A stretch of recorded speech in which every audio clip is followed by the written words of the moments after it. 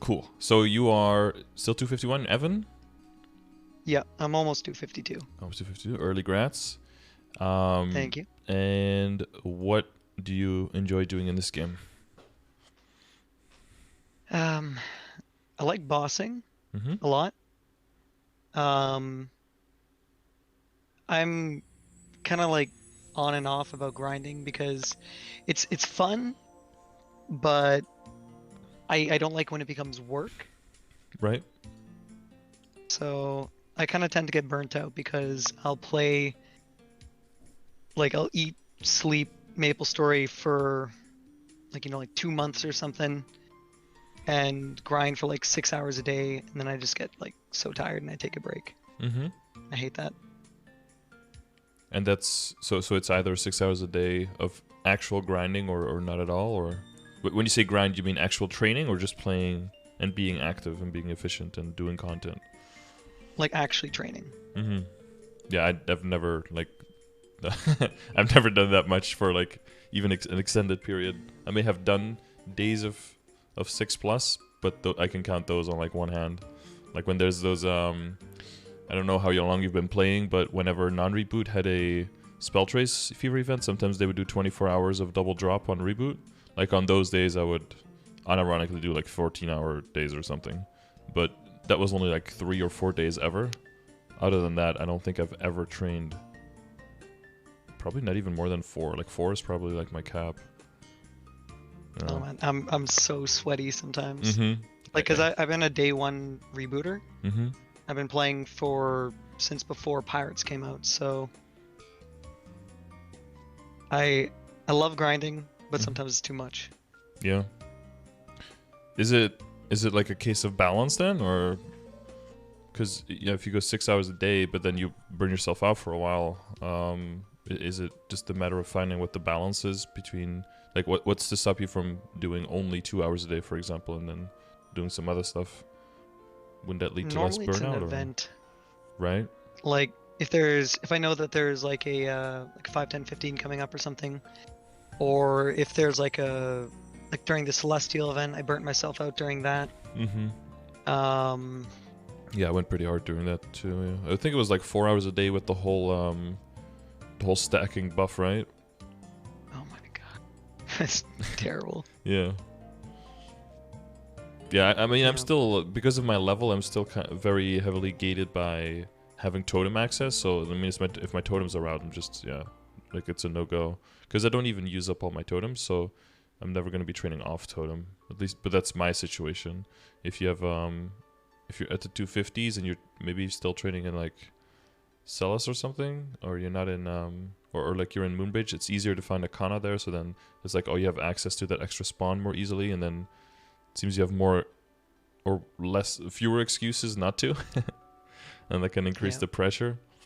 Um, But I hate the fact that like I might have to make a Kana mule, mm-hmm, and that's just like a lot of effort I don't want to put in. mm-hmm, Because when you want to like be sweaty, you want to be sweaty, right? mm-hmm. Well, it seems like you don't want to always be sweaty though, only for a bit, and then the sweat Yeah, gets to you by the sound of it. yeah. But like having that sweat for 30 minutes, that's not sweaty at all. But like just like grind for 30 minutes and you're done. Mm-hmm. That sounds nice. So yeah, as in like, oh, so when you say kind of mule, you mean like a kind of farmer on your main account, or Yeah. yeah, okay, Well, no. on a Like second make a account, second account yeah, with a to Kishinju, Kana yeah, mm-hmm, because I don't like the idea of like having a Kana farmer on my main account mm-hmm, because then I'm just not progressing my main. mm-hmm. Well, yeah, well, you would through the money, but like not through the experience at all, yeah. Yeah. Mm-hmm. And I feel like I need to gain levels, especially with the new area coming out, the 260 area. Yeah, well, that's kind of the word I was looking out for that you said yourself now, is that like you have to. Um, one of the things, like not to get too like preachy, I guess, but like one thing I've learned from like my schooling and everything is that what tends to lead to burnout and stuff is when you like relinquish your control when you're like, I have to now because there's an event, or I have to because new stuff is coming out. If you let that decide whether you should be playing or not, you can keep that up for a while, and some people can keep that up forever, but most people can't keep that up indefinitely, and eventually it like something snaps because your body and your mind is like, why are we doing this much? And you start like resisting what you're doing. That could be what I don't know if you can recognize that feeling, or I definitely do, because that's exactly kind of what happens to me. Like, there was a while there where I wasn't working because of the Rona, and I had like all this free time, and I just ended up hating the game because it I could felt take like all I the needed time to play, and then like it's just. Yeah, the problem, or the thing is that the further you go, the more there is to do and you can go to multiple characters and then just exponentially increase how many things there are to do. And of course, if you want to see the same levels of result, it's almost like with some addictive drugs, right? Like if you want to have the same high, then you need to put more time in and use more to get the same kind of return on investment of your time. Every single amount of unit of time that you spend is going to have reduced, like marginal reduction in benefits to your account. So if you want to keep feeling like you get that same level of progression, that you get stronger and stronger and stronger, you're going to have to kind of just keep spending more time. That's how the game is. I think that's how like almost every single game is built, right? Like even if you're just grinding ranks in League or something, like as everyone gets better, your win percentage will get lower comparatively, and you'll just have to play more to be able to climb still, right? That's kind of just how that goes, I guess. But yeah, so there's a big difference between like, do you feel like playing the game, and is there stuff like, do you like bossing and you just want to get to the next boss? To which extent is that fun? To which extent is that like work? I kind of like finding that balance is where I find having the most interesting like conversation in the chat as well, and now with you as well, because I think that's the thing just a lot of people walk in or run into. Not really walk into, really like run into it, because you're like, yeah, depends on how sweaty you get. So do you feel like there's too much pressure right now for having to grind to get to the next boss? Like which bosses have you already done, and which one would you really like to be able to do? Well, I was doing H Lotus, or sorry, I was doing H Lotus, H Damien, H Lucid, but I haven't done Will yet. I haven't even done regular Will once. That's a pretty common thing actually, because Will is a pretty high level, so most people will start with like regular Lucid and then move into from regular Lucid to hard Lucid even before they've touched Will at all, because the amount of damage that characters are able to put out these days is enough, like around 250, to definitely get hard Lucid down, as long as, you know, the whole part, like you don't have a few people in the party doing absolutely nothing. But for Will, the requirement is like the 1140 arcane power is very important, and the level 250 probably at least is pretty important. So people start doing even normal Will pretty late. That's pretty common. Yeah, I feel like I'm almost ready for Will, but because I've tried doing some like practice runs with my guild, but it's hard, man. It's like the mechanics are weird, and like I'm on really high ping. Yep. So what kind of like I'm usually around like 180 to 210. That's usually where I'm at. I don't know what your ping is at. 500. That's unplayable. Good thing you have wait, do you have 2 iframes? Do you have 3 iframes? What does everyone have? Yeah, but 3 the third iframes, one right? is the third one, it takes like a lot of setup. Yeah, Freud's is not great. 500 is pretty gnarly. So wait, so it's not really a problem for phase 1, right? It's probably for phase 2 that it's. Yeah, because like with the when the cracks are there, like I'm standing where I'm supposed to be, and I know I am because like I have people in comms telling me like, you know, do this at this time. Yep. I'm like following along with them, but we fail every time, and I'm not sure if it's because of the lag. I'm not sure if that affects that boss. Yeah, if it's like 200 and 250 ping, like I feel like it's surmountable. The thing that happens when you have 500 ping is sometimes when you say 500 ping, people are like, oh, so that's just half a second delay, but it's not really true, because once my game starts popping to 500 millisecond like delay, that means that sometimes it just completely malfunctions and just skips inputs completely, and sometimes it's like on a whole 3 or 4 second delay, because I feel like once you surpass like a certain amount of ping, everything just starts going really, really weird. If it's like a stable 500 ping, you could just offset by half a second and there'd be no real problem, but sometimes that doesn't happen in that way. Yeah. One of the things is, though, that if you follow other people, especially if you have higher ping than them, that can definitely be what ends up getting you hit rather than, or like not hit when you're trying to get hit, right? When it's a crack. Because everyone has their own, not only everyone's like client is slightly desynced, but also how you see them is desynced. So they'll be like double desynced for you. So you definitely don't want to follow other people. You want to move in with the hits. And like the best thing to do would not be to look at your teammates during the test, would be to look at someone else's run, record it from their point of view, and see what timing they use. And move on that timing and follow that timing. Like maybe you can look one of my runs, like look at one of my VODs. I run on Saturdays. Like way in the beginning of the VOD and relatively at the end of the VOD, and you could see how quickly I move and how I walk through the cracks rather than to join and walk with your teammates during the run, because that tends to get people hit more because of the offset.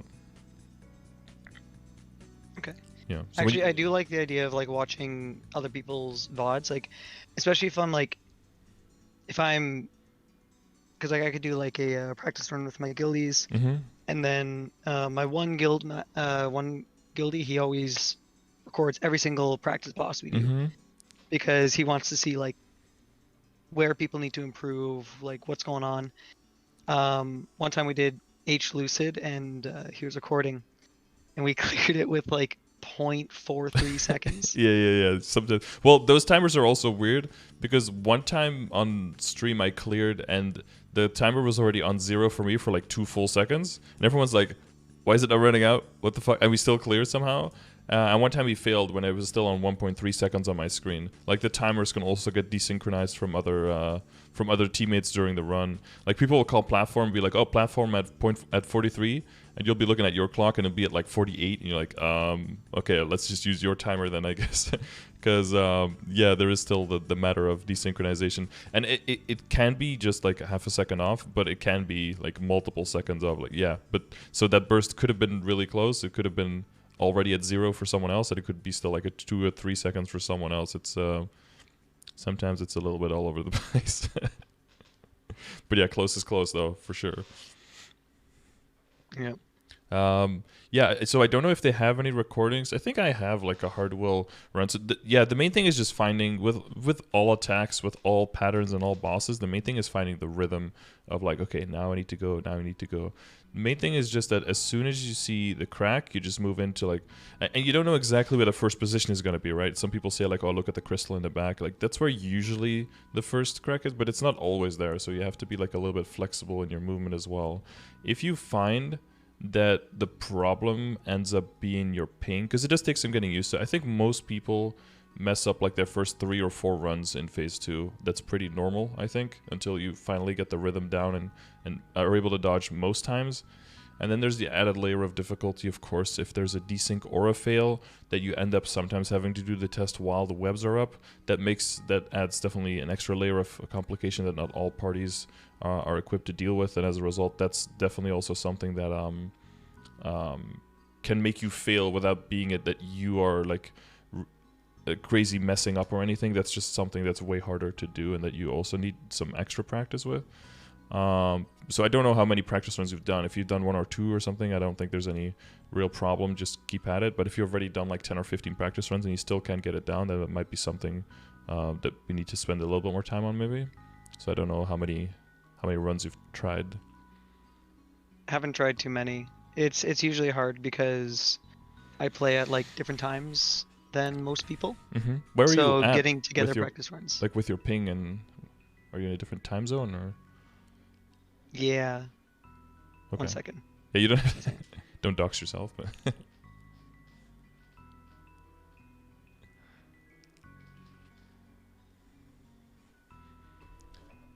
Hydration check, chat. Is 500 even possible?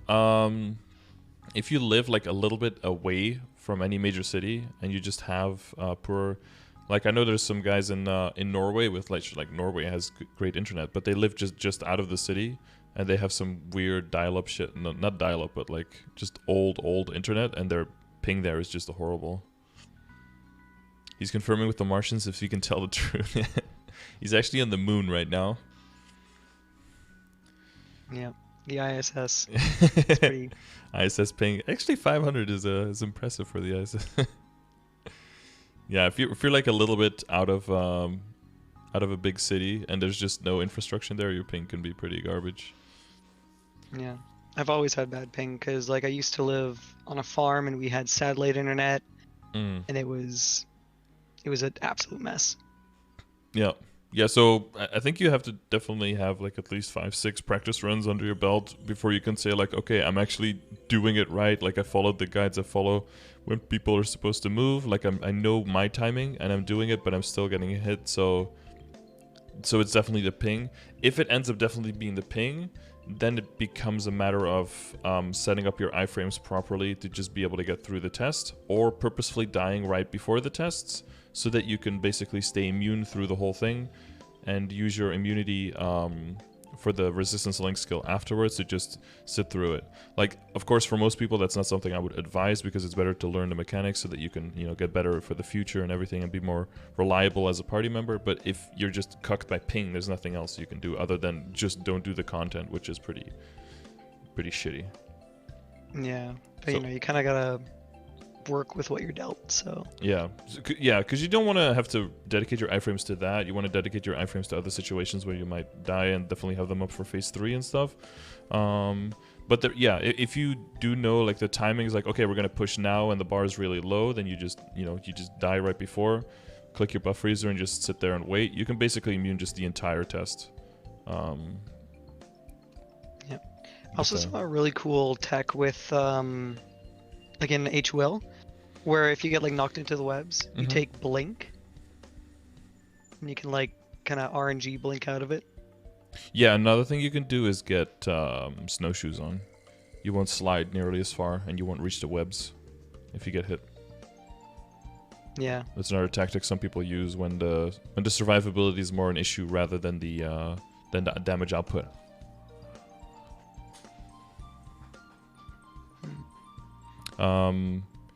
If you want to get more into like hard will and the timing and stuff, I do have one video where I have the run itself, and we can look at the phase 2 test really quickly if you want to.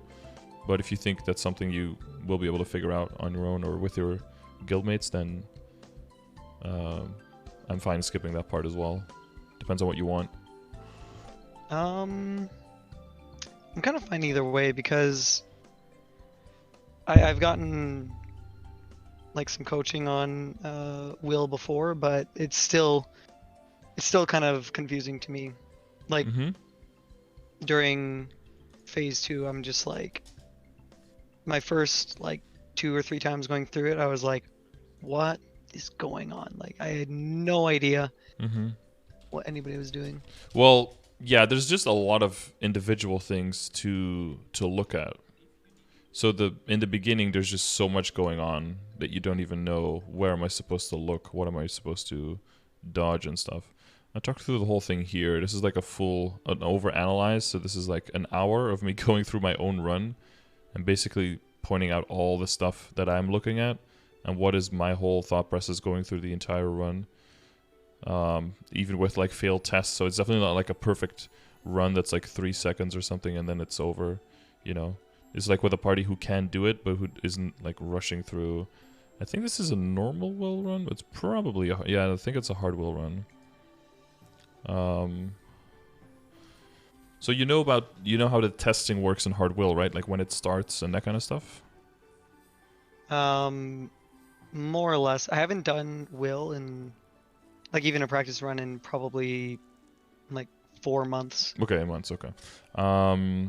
So, in general, do you know how the timestamps, like the Well, how it works, like, because he has dividers in his HP bar, right? And every divider indicates that you have to pass a test to get to the next part.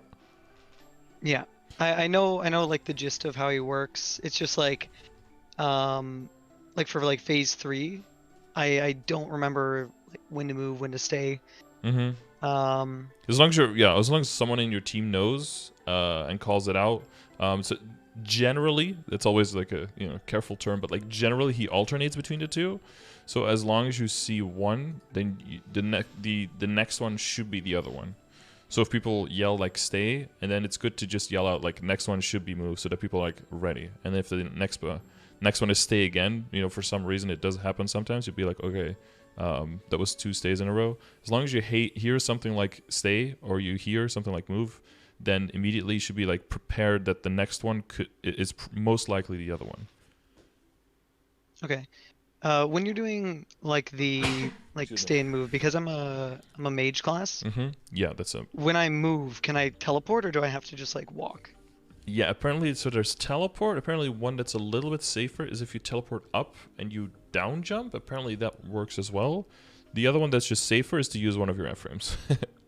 Because it seems for most people that, especially for teleporters, and especially if you're on 500 ping, that every move is basically like just a 50-50 if you're going to die. Like either it takes or it doesn't take. Yeah. So saving your iframes in phase 3 for that. So that's why I said like for phase 2, it might be better if you really can get the test down to just die and stay dead for the whole test. Might be a more reliable way to get through the phase 2 test so that you have your iframes ready.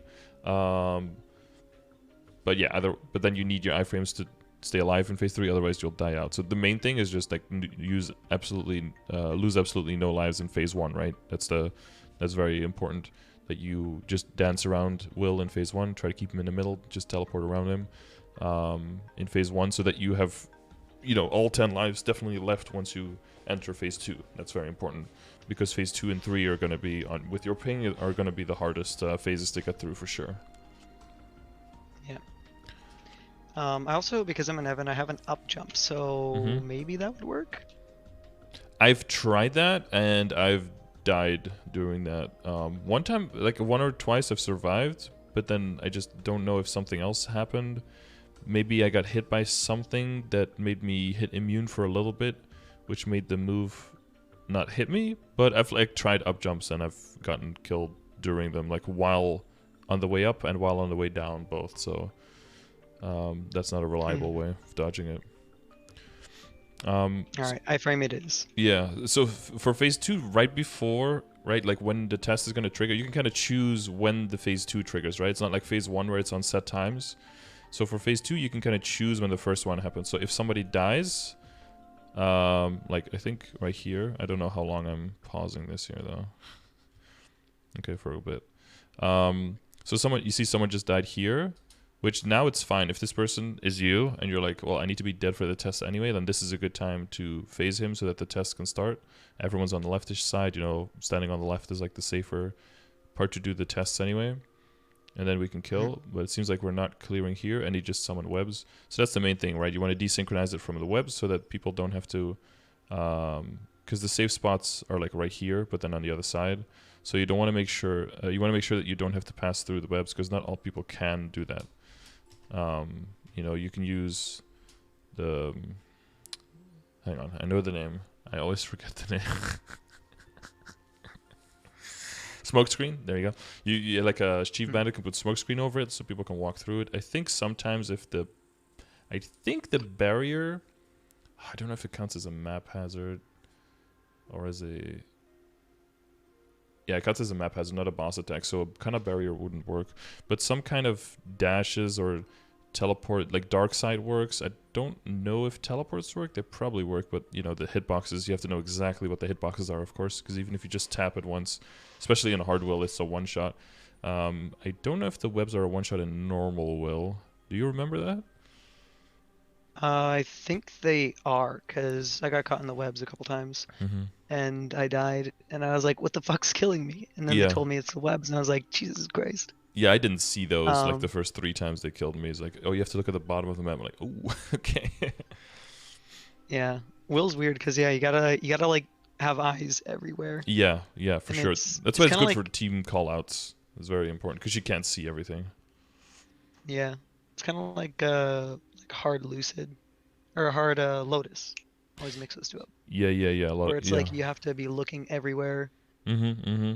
It's good that the debris finally is, like the materializing, so you have a little bit of time to respond. And where in the past they just came down like they materialized outside of the map, and they just already had starting speed as soon as you saw them.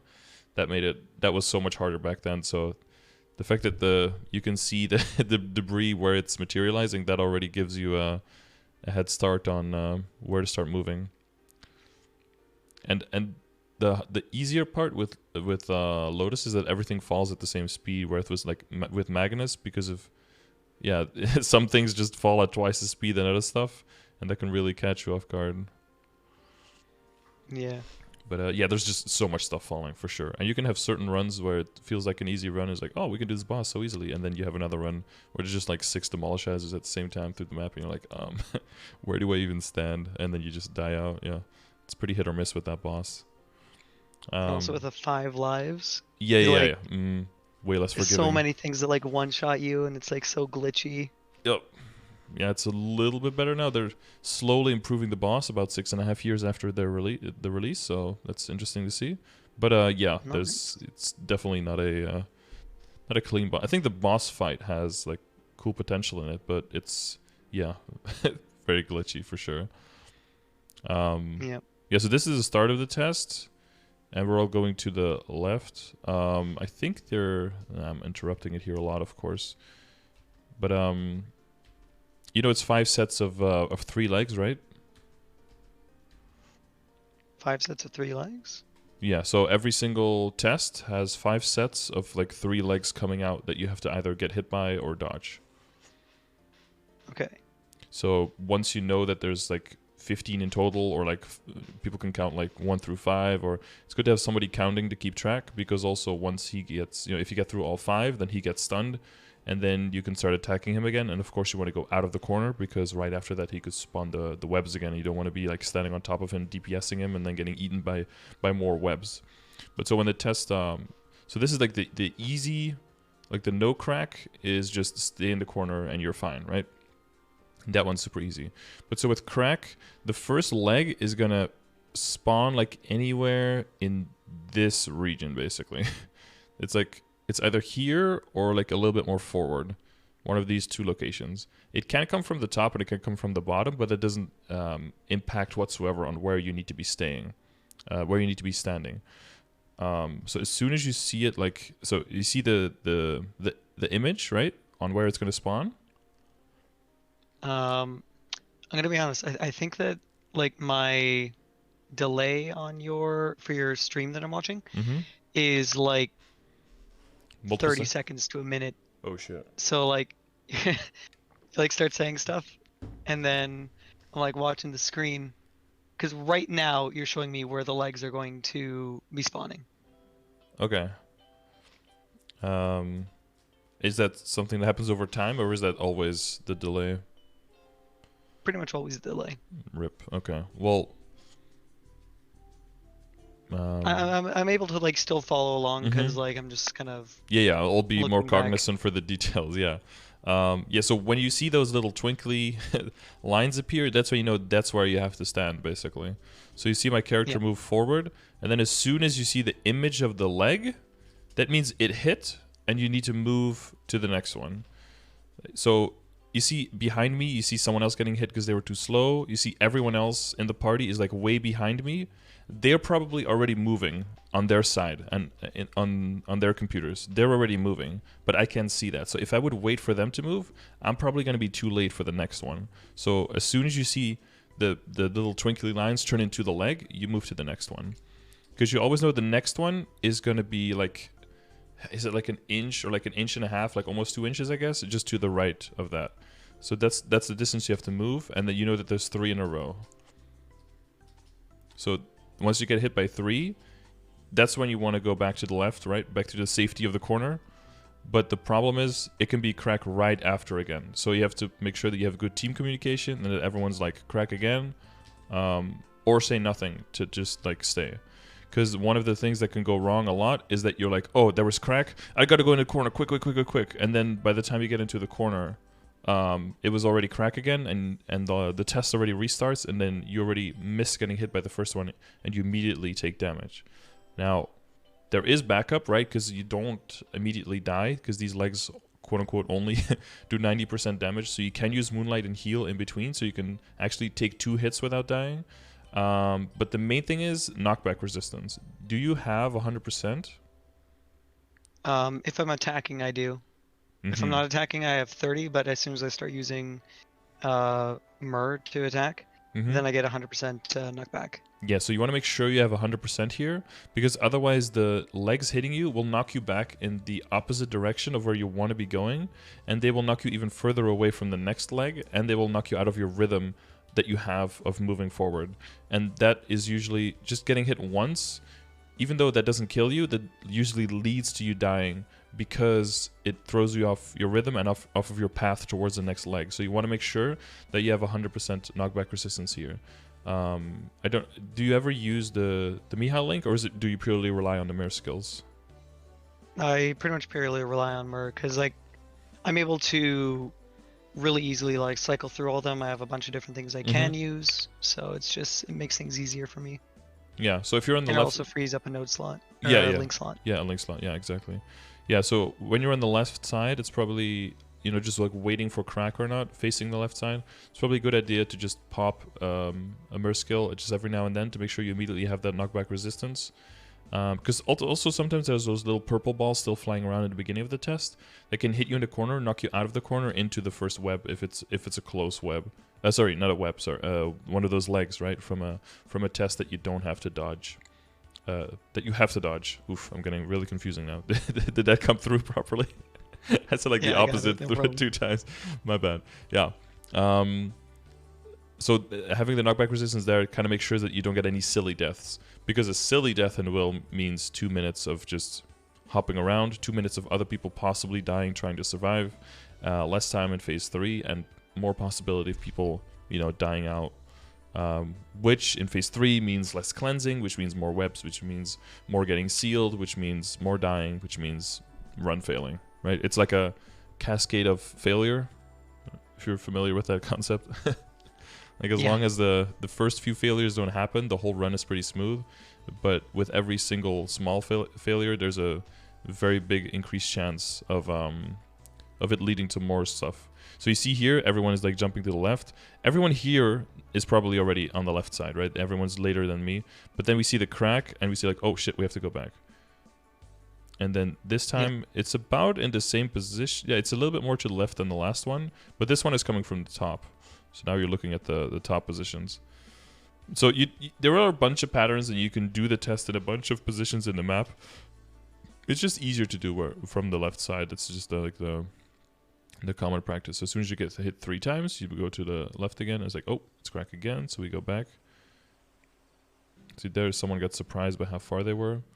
But yeah, it's always during the test, you always move towards the right side.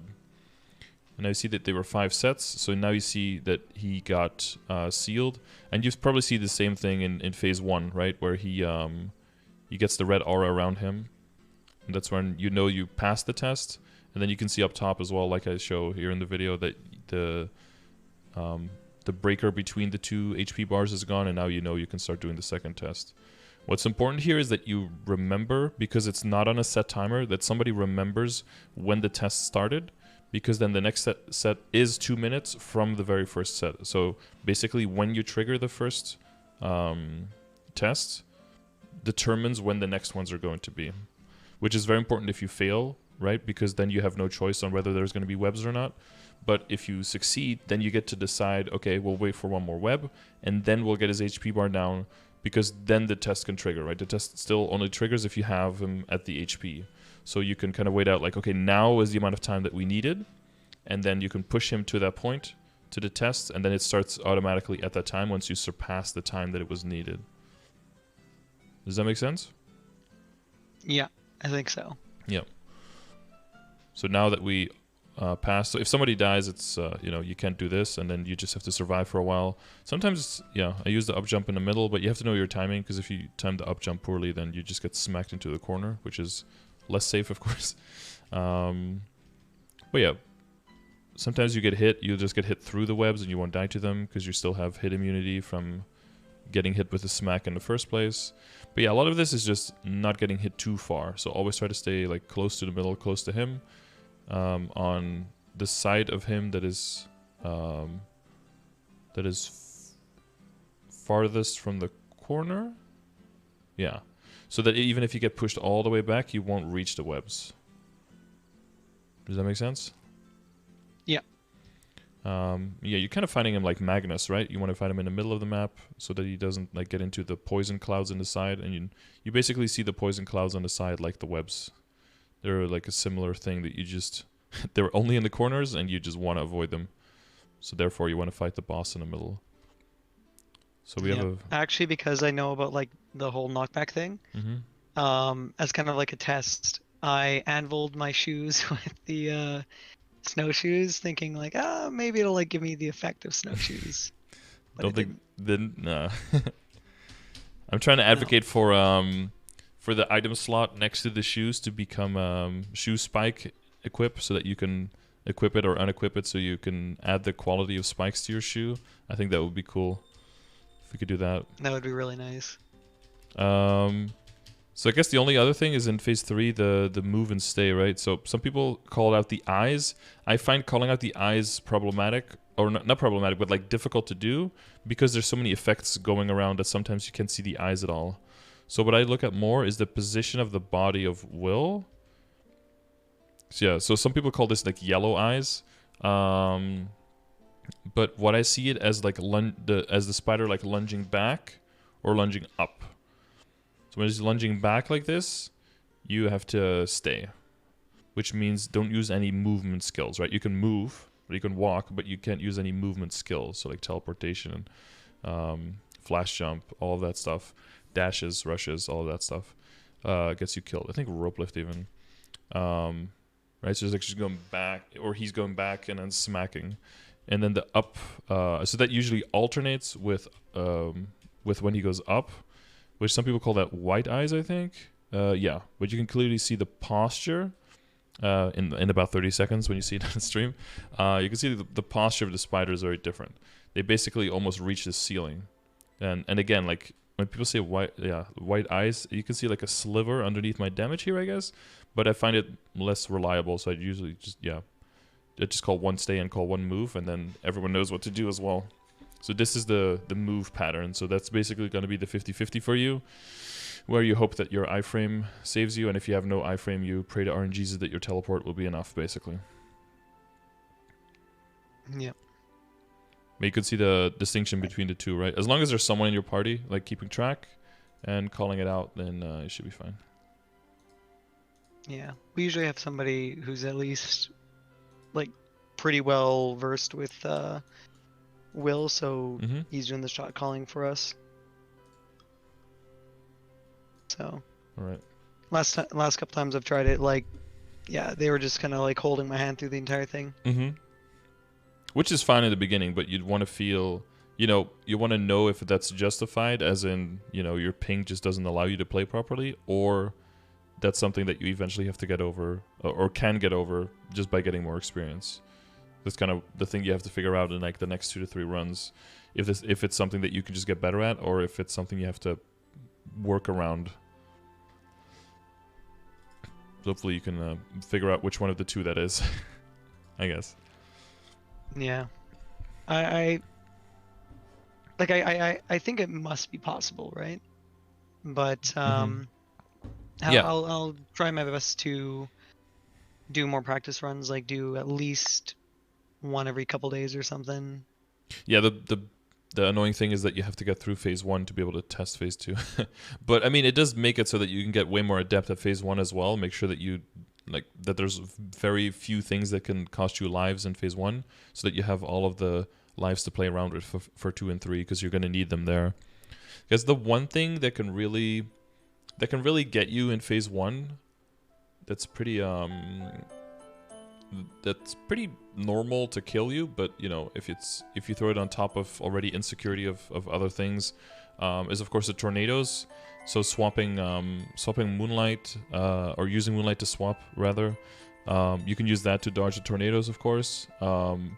I believe that there's some situations where you can even up jump over them, but I don't know, that's more of a risky one. So the main thing is to just try to find him in the middle of the map until as soon as you see him do the animation. So you want to be looking for him touching his glasses, right? Yeah, touching his glasses, closing his eyes, and then turning red. That's when you know you gotta get out. Gotta get to the other side. Yeah. I'm gonna be honest. I think in like all my practice runs, I didn't die to the tornado once. Okay, that's good. That's good. The other thing, the tornado can kill you without you seeing it. So sometimes what happens, when someone calls out like you have to go to purple, and you go to purple, sometimes what happens that you're just sitting there waiting to get teleported to the actual test, right, where the little orb in the middle. What's possible there is that right as you get teleported to the other dimension for the orb, that a tornado spawns and hits you and possibly everyone. And it can kill you, of course, but it doesn't one-shot, so it can only kill you if your HP isn't full. So what you want to make sure is that after you switch to the other dimension to be safe, that you do your absolute best to dodge all the legs and the orbs, and if you do get hit by something, heal and stay out of dodge of all the attacks. Because it's not too bad, of course, if you die, but the thing is that it slows down your whole run for 2 minutes. And if you want to, make sure you have all the time that you could possibly get in phase 2 and 3, then you don't want to waste, 2 minutes in phase 1 over something that is technically avoidable. Some people use iframes if they have like 18-second iframes. You don't really have that luxury. What's your cooldown on your hyper iframe? Is that 3 minutes? It is a 4-minute cooldown. 4 minute. Oof. Yeah. Okay. Yeah, because it also does a bunch of damage, so that's 4 minutes is kind of rough. Yeah, and then it's 10 seconds. Honestly, like Evan just feels so bad to play. I'm every Evan main, where it's like our class is great, but because our burst is on a 3-minute cooldown as well, so like I miss half the binds. And your ethereal form is like 90 seconds or something, though, right? 60. Oh, 60. Okay, yeah. So that's way more. Yeah, that would be way more reliable because it tests every 2 minutes, so you'll be able to use. Yeah, almost be like a precaution if you can't heal or you're not full health to just pop like ethereal form before you get teleported in, just to make sure that doesn't happen. And then it'll definitely be up, before the next time you can use it because it's a very short cooldown. Yeah, the burst thing. Yeah, that just comes down to just combining it with domain, right? You're only doing... What kind of burst are you doing off domain then? Off domain, I usually do my Dragon Slam Elemental Barrage combo. And that's about it. Put down my Spiral of Mana. And that's some Evan skills and hold down your missile thing. Yeah. Yeah.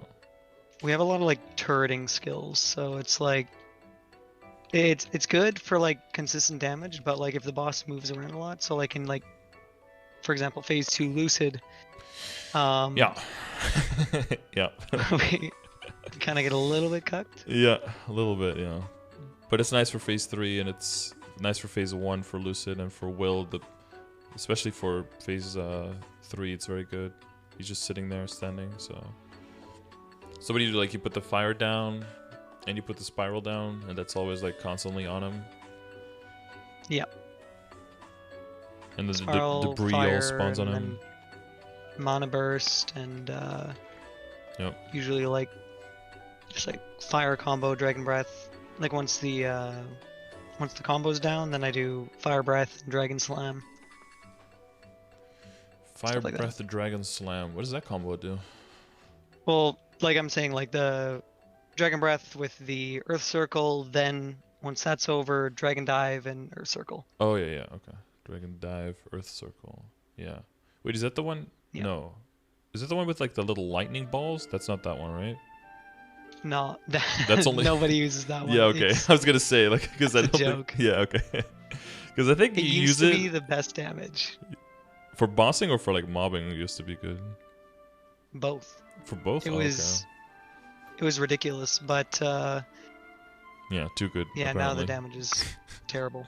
I guess I remember like stumbling upon it when you're just like memeing around with your skills in the beginning when you're low level, and you're like, oh, this looks really cool, and then it just doesn't do any damage. And you're like, oh, I wonder, Yeah. even if max buffed, it could do anything.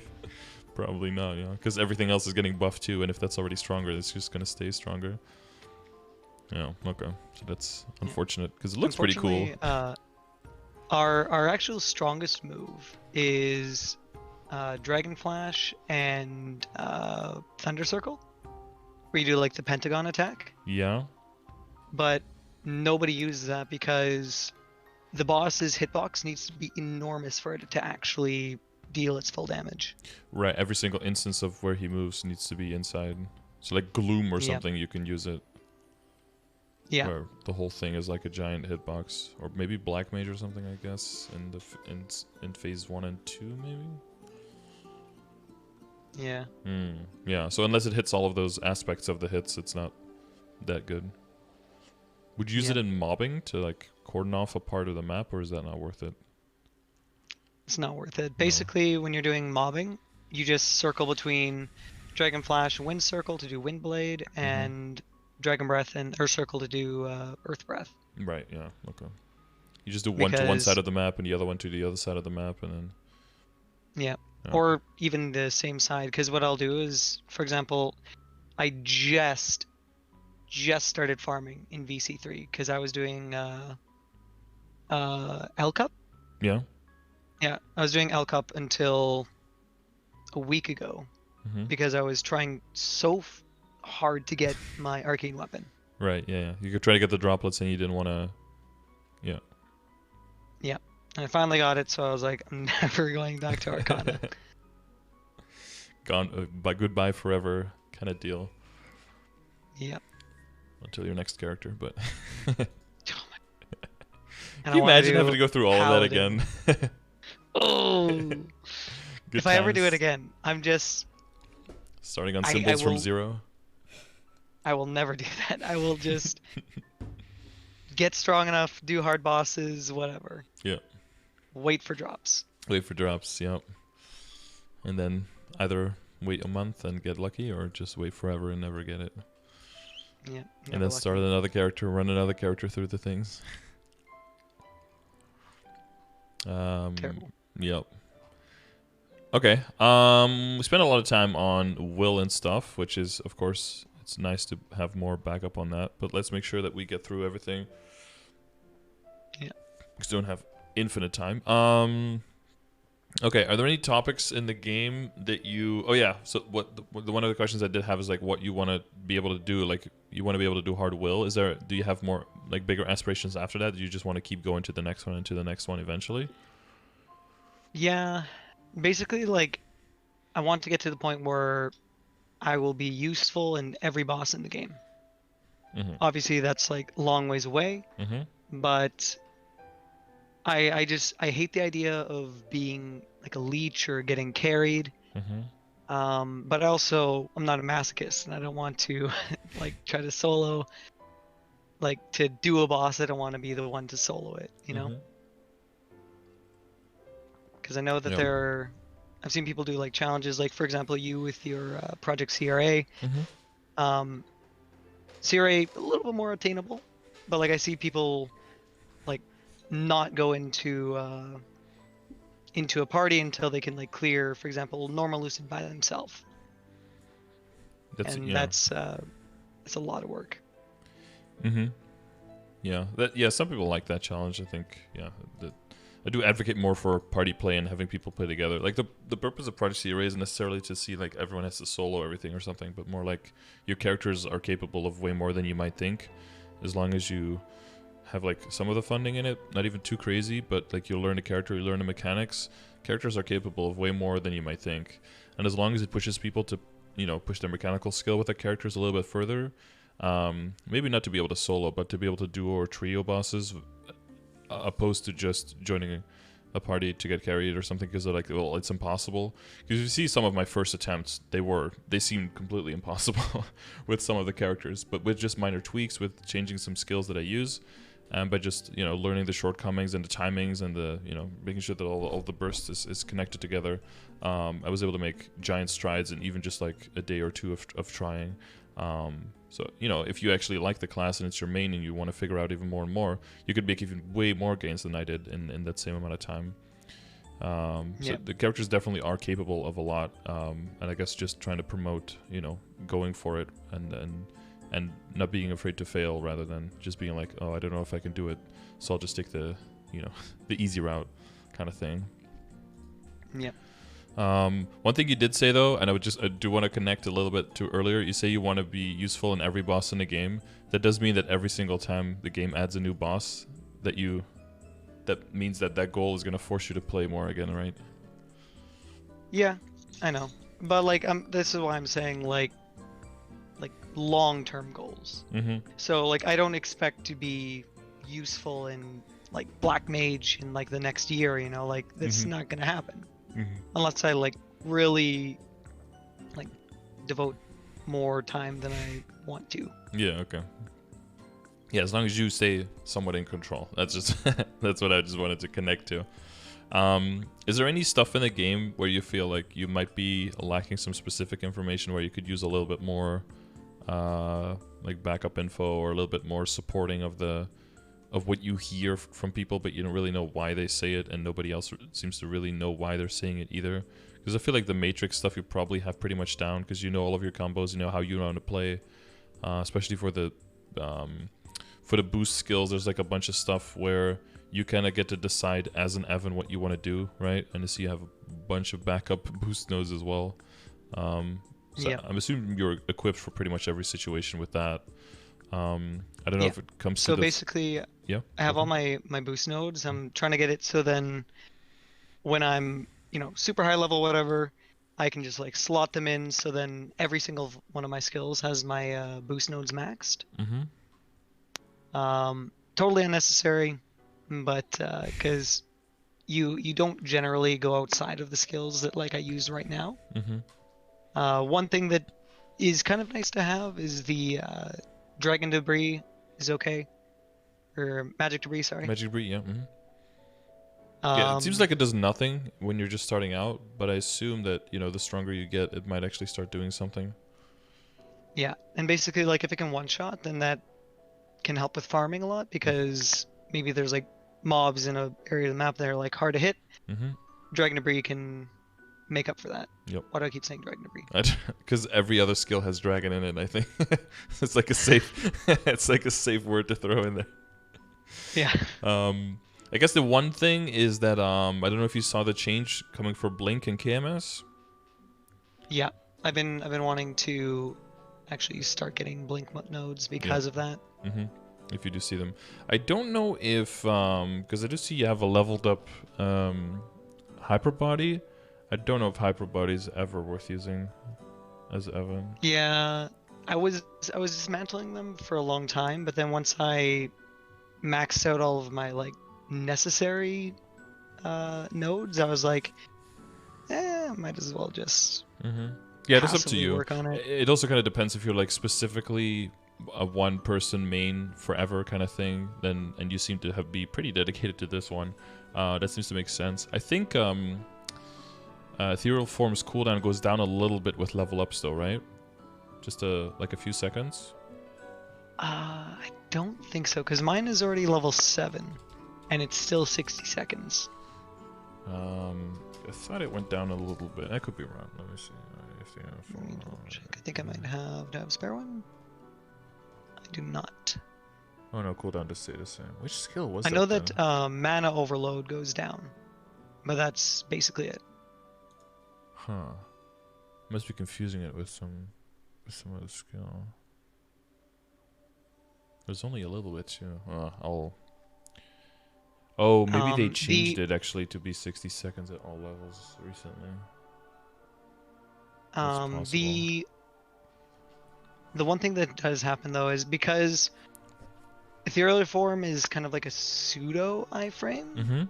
Because when you get hit and you would lose all your health, instead you lose a set amount of MP. Yep.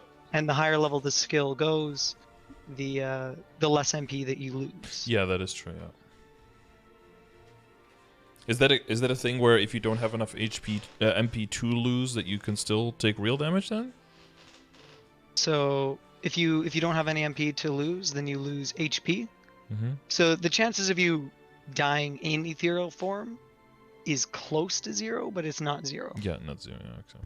Yeah, because it's like a 99% incoming damage reduction or something, and then the damage is dealt to that percentage that's left over is dealt to MP. You have to be at like sub 5,000 or something and get hit by a full attack to still die or something to it, right? Yeah, like for example, if I for some reason got hit with like a skill that brought me down to 1/1, and I use ethereal form, I die. Yeah, you're still dead. Yeah. Yeah. At that point, that's when you have your dragon, your 4-minute cooldown. Because that's not like a burst skill at all, right? The dragon, the iframe, that's not enough damage, or is it? No, it's garbage damage. Yeah. Okay. Not as garbage as the other hyper, which is that big summon dragon. Man, oh my god. That was like the most disappointing hyper skill of any character ever. You're like, oh my god, a big dragon. It's tickling the monsters one at a time. What's going on? Yeah, and it's like it can only hit on the single platform. Vertical, not a chance. I don't know who designed that, but like that skill, it's not. It doesn't do at all what it looks like it should be doing.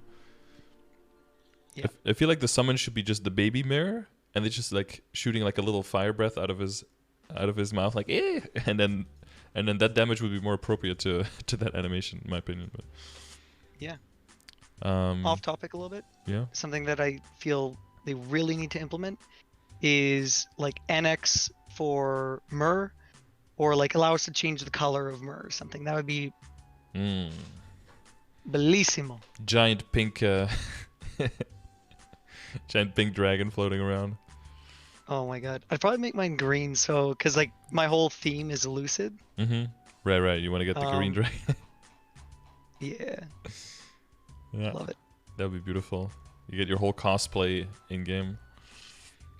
Yeah. Actually, I cosplayed as Frood for Maplefest. Oh, nice. Yeah. That was 2 years ago now, right? No, the one Maplefest at home. Oh, okay. Shit, nice. I was featured, but got outshadowed by the Papulatus. Yeah, the Papulatus, man. That was something. That was spicy. That was Jojo Frood. That was you. Okay, but anything that you were wondering about considering the V Matrix, or is that all pretty? Seems pretty clear, V Matrix, right? I'm good. Yeah. Anything with familiars that you were wondering about? Yeah. So I hear kind of like 50-50 of what people do. Should you go for uniques first, or should you go for epics first, looking like just try to spam out epics, try to get like boss or a better IED than 15%, or should you go straight for unique every time? So I assume that at this point, did you farm familiars for a bit to get these, or did you just get them epic from like back in the day, or from booster packs, and then because you used them, they got to level 5 and a little bit of column A, a little bit of column B. Okay. But I guess at this point you're just getting rid of all of those lower level ones. You're just doing VC3. You're starting to rank up a bunch of those, right?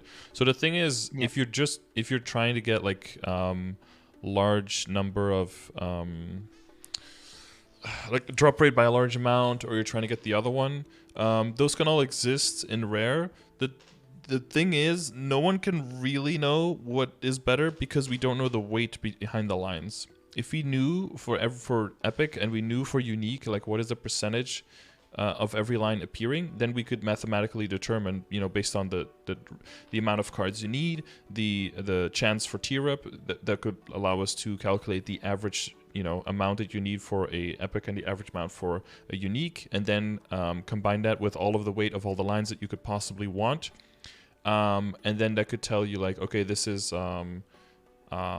this would be like the optimal way to go, right? But since we don't know the weights of any of the lines, nobody can really tell for sure. One of the most compelling arguments I've heard is that you need to get an epic anyway, and then you need to reveal it anyway to have a chance. If you get something too unique, the best argument I heard is that, well, you go for the unique line on top, but the second line will still be an epic line. So it's not like you're just throwing a Hail Mary at hopefully getting something unique. At the same time, you're also getting a guaranteed epic line with it. So if you integrate the price of making an epic, that probably has the second line being a rare, right, with only a very low chance of also being an epic line, and you integrate that as to part of the cost of going up to epic, it doesn't feel like going up to unique is that much more expensive overall than going for a bunch of epics. But on top of that, you have the higher chances of not the higher chances, but the higher numbers within all the tiers, and just more positive outs in unique that I think make it worth going to unique. And by the way, you're going to get so many cards if you're actually actively training that you want to make uniques just to get rid of the cards fast enough. Because you get hundreds and hundreds, thousands maybe even. And if you're only making epics, you're just constantly switching while you're training all the time, and it's actually just logistically also better, I think, to make uniques. Okay. And also, because unique does have like a lot of things I'm looking for. Mm-hmm. Like, for example, item acquisition. Really, really want that. Mm-hmm. And then drop, also big obviously healing, boss ID. Yeah. Mm-hmm. Yeah, and auto steal, large percentage auto steal could be nice as well. Yep. Yep. Does auto steal work with items? Because like people keep saying like auto steal is garbage. Don't do auto steal. It doesn't work on items, no, because it can only steal an item from a monster that it was already going to drop anyway. And since an item is like a binary, like either you get it or you don't, it doesn't do anything for items. But it does work for mesos. Like, so every monster is already automatically going to drop mesos and still will at the end. But the auto steal for mesos is a smaller amount than how much you would get. But once the monster dies, it still drops the mesos at the end as well. So it's an on top of 4 mesos. So if you're training, let's say that you get your large item drop. That means at that point, the other 2 familiars are basically just dead weight. They're only there to give you defense, right? To make sure that your familiars last a bit longer. So if you can replace those 2 dead weights by auto steals, then you can still get a little bit more. So basically, for every 1% auto steal that you have, you get about 0.5% more of your total meso, like multiplicative. Okay. So, yeah. So if you make a mil usually, and you add 1% auto steal, you get like a mil and 50k. 50. Wait, no, 5 mil? Hang on. 1% of 1 bill is... Oh, bill. 50 mil? Yeah, so you get 5 mil extra. So if you have 10%, you get 50 mil extra. Yeah. Yeah. But, you can also get auto-steal on gloves. If you don't need the critical damage to kill anymore, you can get some auto-steal on gloves with Meister Cubes. And then if you have 2 familiars with auto-steal, that all stacks up together. That could end up being like an okay amount. Especially if you're, mass farming, mass training for a long time, and you don't need the kill potential. Yeah. I actually do have a pair of auto steel gloves. They have 8%. Mm-hmm. So that's something. Mm-hmm. Yep. Yeah, I think I got one familiar, I think, with 7 over 6%, and another one with 1% so far from making some uniques. But yeah, now that I'm training a little bit more, it's a hassle doing the familiar stuff, especially if you're training in different maps and you got like different types of familiars you're trying to rank up. It's like, gets really annoying. But yeah, is that, because I'm looking at the time a little bit, is that for familiars, does that clear all of that up? Like, all the questions you had there? Or is there anything else? Okay. No, familiars are good. Your Legion and Lynx is very much already on the way there. Did you have any questions on how to go forward with that? Have you looked at the Terra Burns coming? Have you come up with a plan on which ones to burn? Those are kind of like, I might do Blaster because I have a 140 Blaster right now. Mm-hmm. But it's carpal tunnel inducing, so might do something like Blaster. I don't know. Those are things I have to kind of really think about. Mm-hmm. But those, I got time, and I have like a list somewhere on my computer that for like priorities. Yeah. Yeah. Yeah, there's also the bonking now, of course, that you can use to get some cheaper level, like easier levels on a bunch of characters that you might not want to train too hard. Take that into account. I don't know if you have like a bonking plan or if you're playing enough to utilize that right now. Yeah, I am. Okay. I have a pretty okay bonking plan. something that like I'm not sure how I can kind of improve on is like damage. Because Evan, for example, BA, hot garbage. Mm-hmm. I was like before I got my arcane weapon, I was still 41k stat, 2.3 trill BA, Mm-hmm. and like people with like 15k, 20k stat less than me doing the same amount of damage. It's so hard for me to find parties sometimes. Mm-hmm.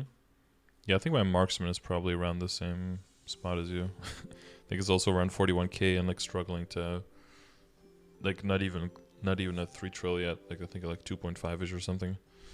So Yeah. yeah. Well, if you're more of a DPM, you're just not much of a burst class, right? Like you have one big burst skill, but then apart from that, your off burst is pretty much exactly the same, right? Yeah. It's the what is it, the We have some of radiance the or most something? consistent damage. Mm-hmm. It's just our burst isn't fantastic. Yeah. I mean, Yeah. yeah, the main thing is just that you can qualify for like DPM BA instead of DPS BA. Like some people do 5 trill or something, right, with some crazy Night Lord or Ho Young, but then their off burst might actually be really, really bad. Might be a lot lower than yours. A team just needs both. So if a team already has a bunch of DPMers and they need one burster to make sure that they can get everything done, then you just can't complement the team properly. But if a team of like, you know, like a hero, a Ho Young, and a Night Lord is like trying to do a boss like Hard Lucid, they won't get, in the beginning, they won't get to phase 3. They can burst it down, but they won't get there because they can't get through phase 2 fast enough, or they can get through phase 1 without all dying out. Then they just need people who do a lot of lines across the map. It just depends on finding the right party that fits where your role fits in.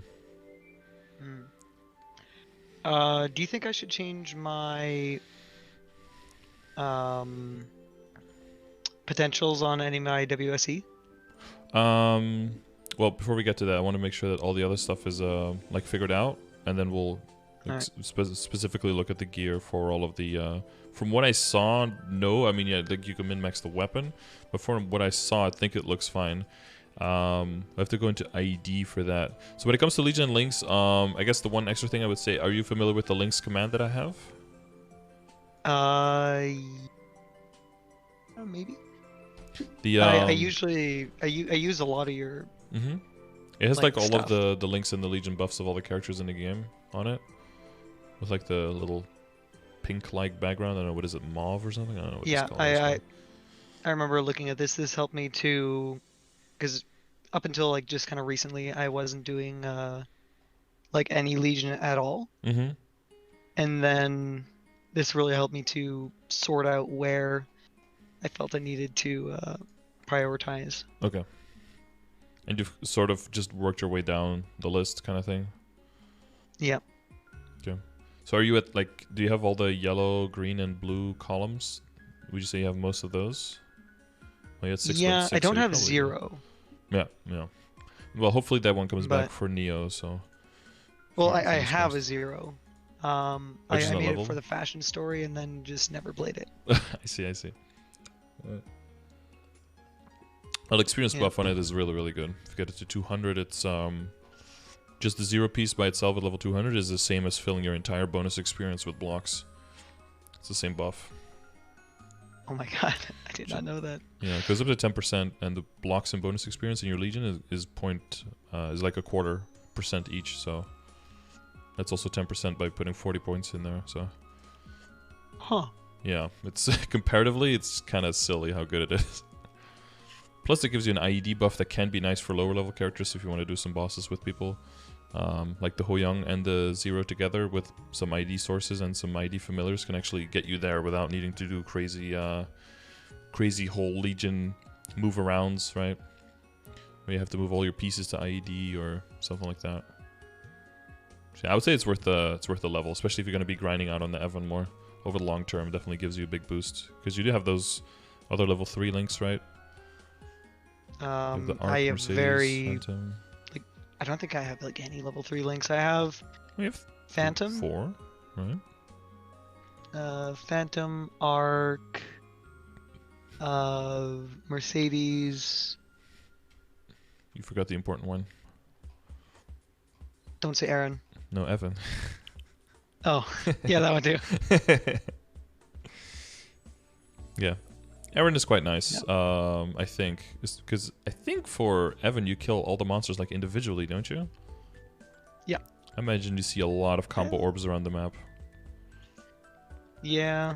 Whether you loot them or not is a Actually, different thing, but yeah. I actually do really. I like the playstyle of Aaron, but like, I don't know how worth it is. You know.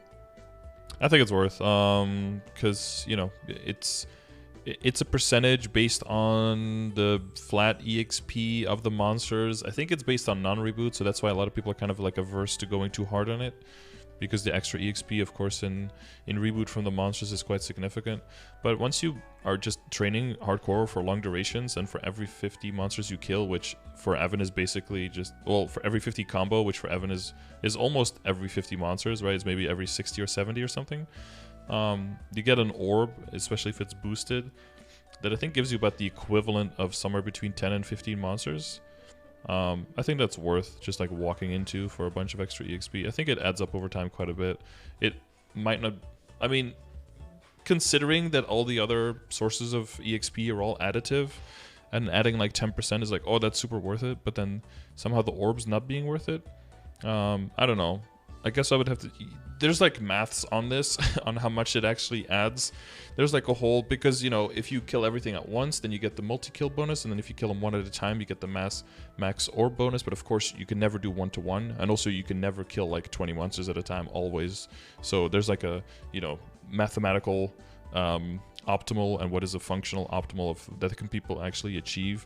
But from everything I've seen, it seems that combo orbs are a significant bump in the EXP, so I think it's worth it. I think it gets overlooked much, but I think it's one of those things that people just like say that, and then no one really challenges it. Kind of like the whole just always go for staff, never go for wand kind of thing, where Yeah. I also put question marks next to that, because I see 5% critical rate versus like for endgame like 7 or 8 magic attack, and I think, well, I don't know, critical rates can also be pretty good.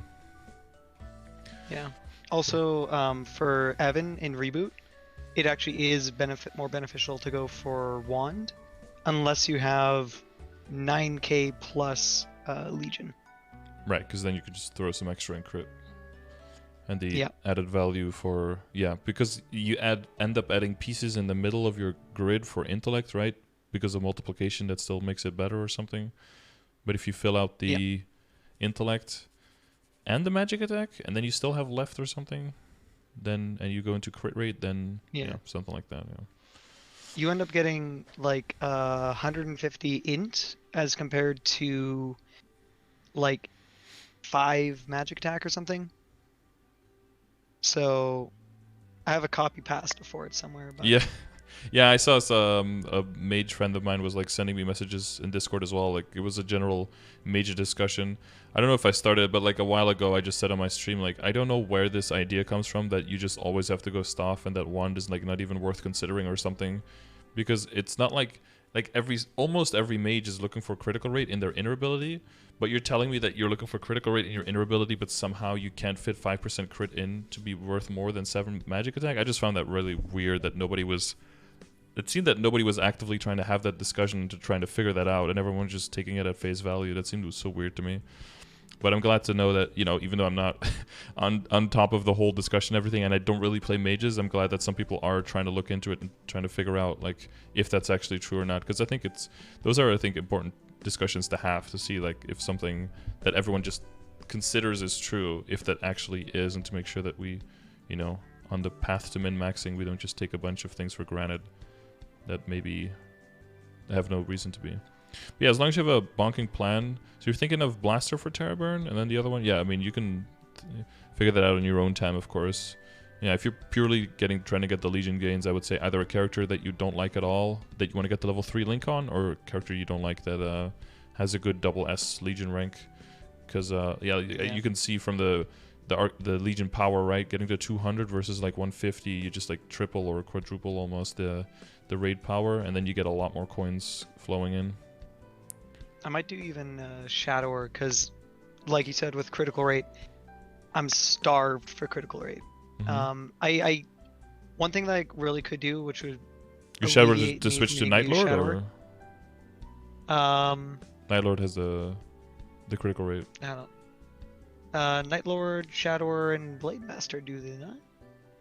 No, they have their own they have like a percentage damage link skill, but when it comes to Legion, it's Night Lord and Marksman. They have Yes, critical yes, rate in the board. Yeah. Or the Explorer Archer has some critical rate. That might be what you're confusing with. Yeah. Either way, like, Yeah. because I have crit rate in her ability right now, I but saw it's that. only 15%. It can go up to 20, right? Yep. Chaos Circulator can roll that up to 20. Yeah.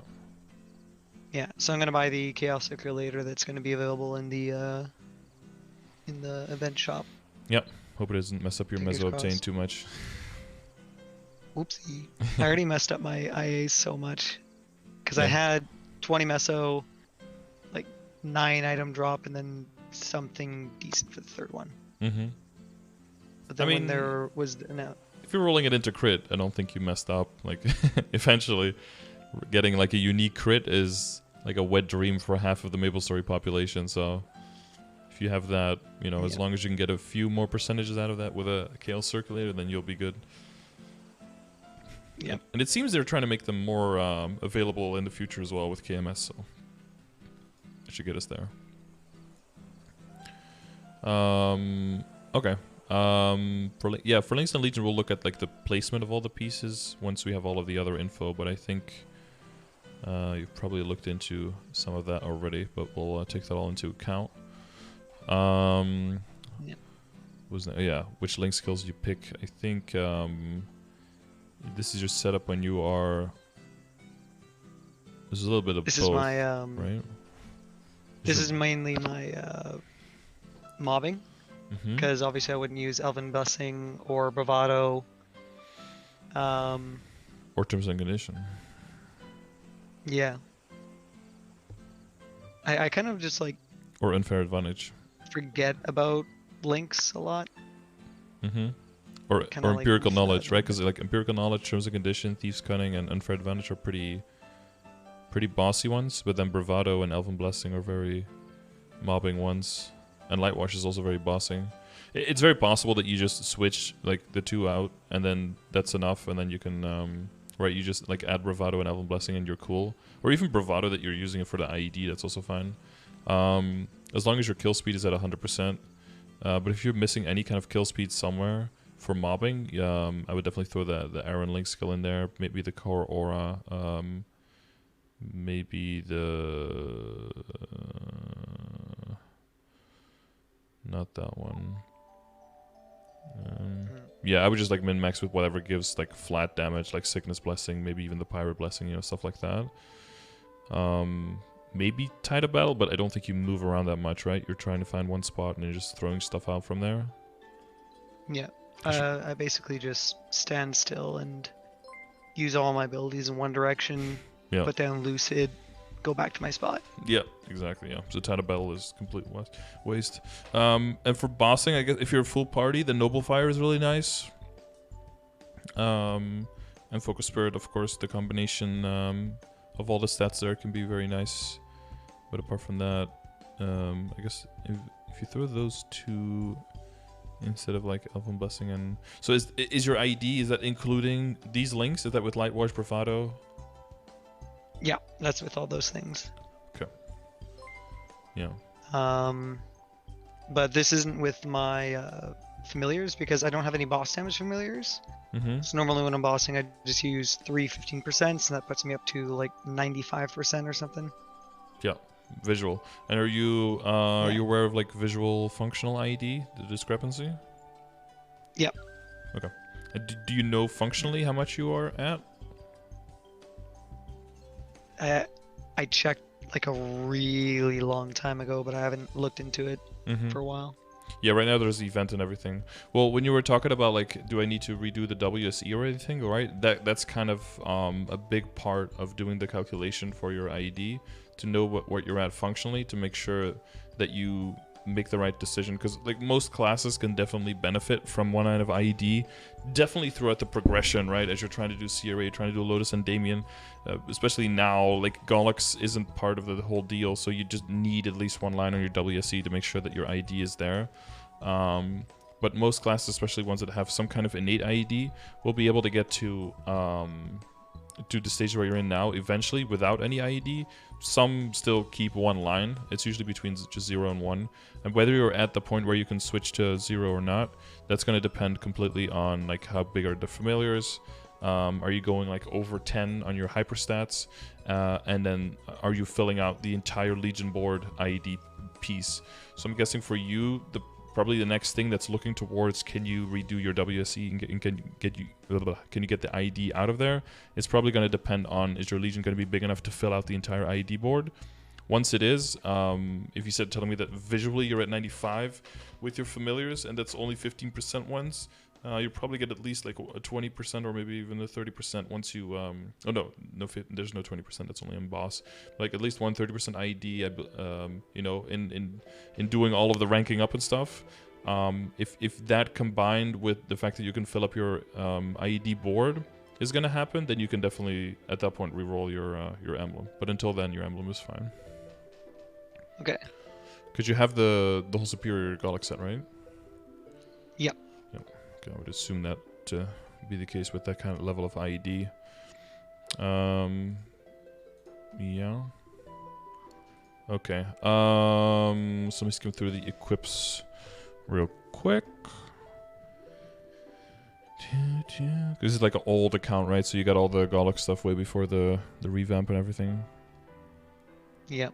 I've been still trying to, I think I've boomed like 4 or 5 reinforced Golix rings, trying to make a 21 star. Nice. Normally it booms from 12 to 13, so that feels good. Yeah. Well, I would safeguard that, but the thing is, because like yeah.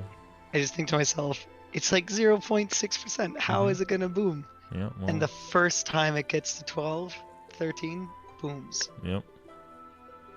Yeah, that's because, yeah, I mean, it's because it can, it will kind of thing. Was it Murphy's Law? The thing is also just, I think with the amount of coins it costs, safeguarding from 12 to 15 is not that expensive in the grand scheme of things, unless you get ridiculously unlucky. You can, but even then, if you can choose like between spending a bill safeguarding to 12 to 15, say you get pretty unlucky, versus spending another 700, or is it like 450 coins for reinforced? Yeah, 450. I just bought one today. You know, if you could choose spending one bill or 450 coins. Yeah, definitely the 450 would be not the option. That's what I meant to say. Yeah, I mean, so that's kind of up to you, but that's how I would look at it. Because even though you can't afford it, doesn't mean you want to want to afford it, right? Yeah. I'm going to try my best to start safeguarding more. Just because some of my equipment is just cursed. For example, my Sweetwater Tattoo cursed, Meister rings cursed, reinforced rings cursed. Yeah. Notice how it's all the things that are hard to replace, and then your CRA booms like once to get to 22, and you're like, oh, that's cool. I had 600 backups for that. Yeah. And then the stuff you have no backups for just booms every. I get like either really lucky or really unlucky. I've been trying to, because my Apso hat is 20 stars. I actually just had my 21 star CRA transferred into my Apso because I was trying to make a second CRA hat that was 21, and I spent like 6 bill, and it didn't happen. So I was like, I won't need it for a long time. I'll just transfer. Yeah, I just transferred mine from the beginning because I thought I'm never gonna get full arcane anyway. But now because there's so many droplets in shops, that seems like a much more reasonable thing soon. So we'll keep that in mind. I think do you have a tier 7 on your wand, but then no, but just with intellect, right? Yeah. So it's mainly a lot of flat, which is good, right? Because you have a lot of percentage magic attack in your passive. Yeah, so I get like 35% or something. That does mean that proportionally boss damage will probably be still like a good increase for you. Yeah, because Which right now kind I'm of running like sucks. 190 or something boss Yeah. damage, Mm-hmm. and it's just it's not Yeah, enough. exactly. And look into the future. If KMS didn't bring it through yet, but if the things with KMS happen, basically where the bonus damage gets cut and then replaced with final damage, that means that from that perspective, damage percentage is going to be insanely valuable for you in your personal situation. Which means you definitely want to have one line of boss damage on your weapon if you're going for anything. Like at least one line on there will be very good. And the other thing will mean that once you can get like full IED from all the other sources, is that going boss damage familiars is going to be an incredible boost for you. So Yeah, I that'll was be the two main actually things. trying for like one line of boss and then two line of magic attack. Mm-hmm. And then I just ran out of meso because I'm Yeah, that happens. terrible. Even the revealing is like a mil or something, right? It's like 800k or Yeah. something just to reveal a cube. Yeah, it adds up quite a bit. It happens. So did you? Oh yeah.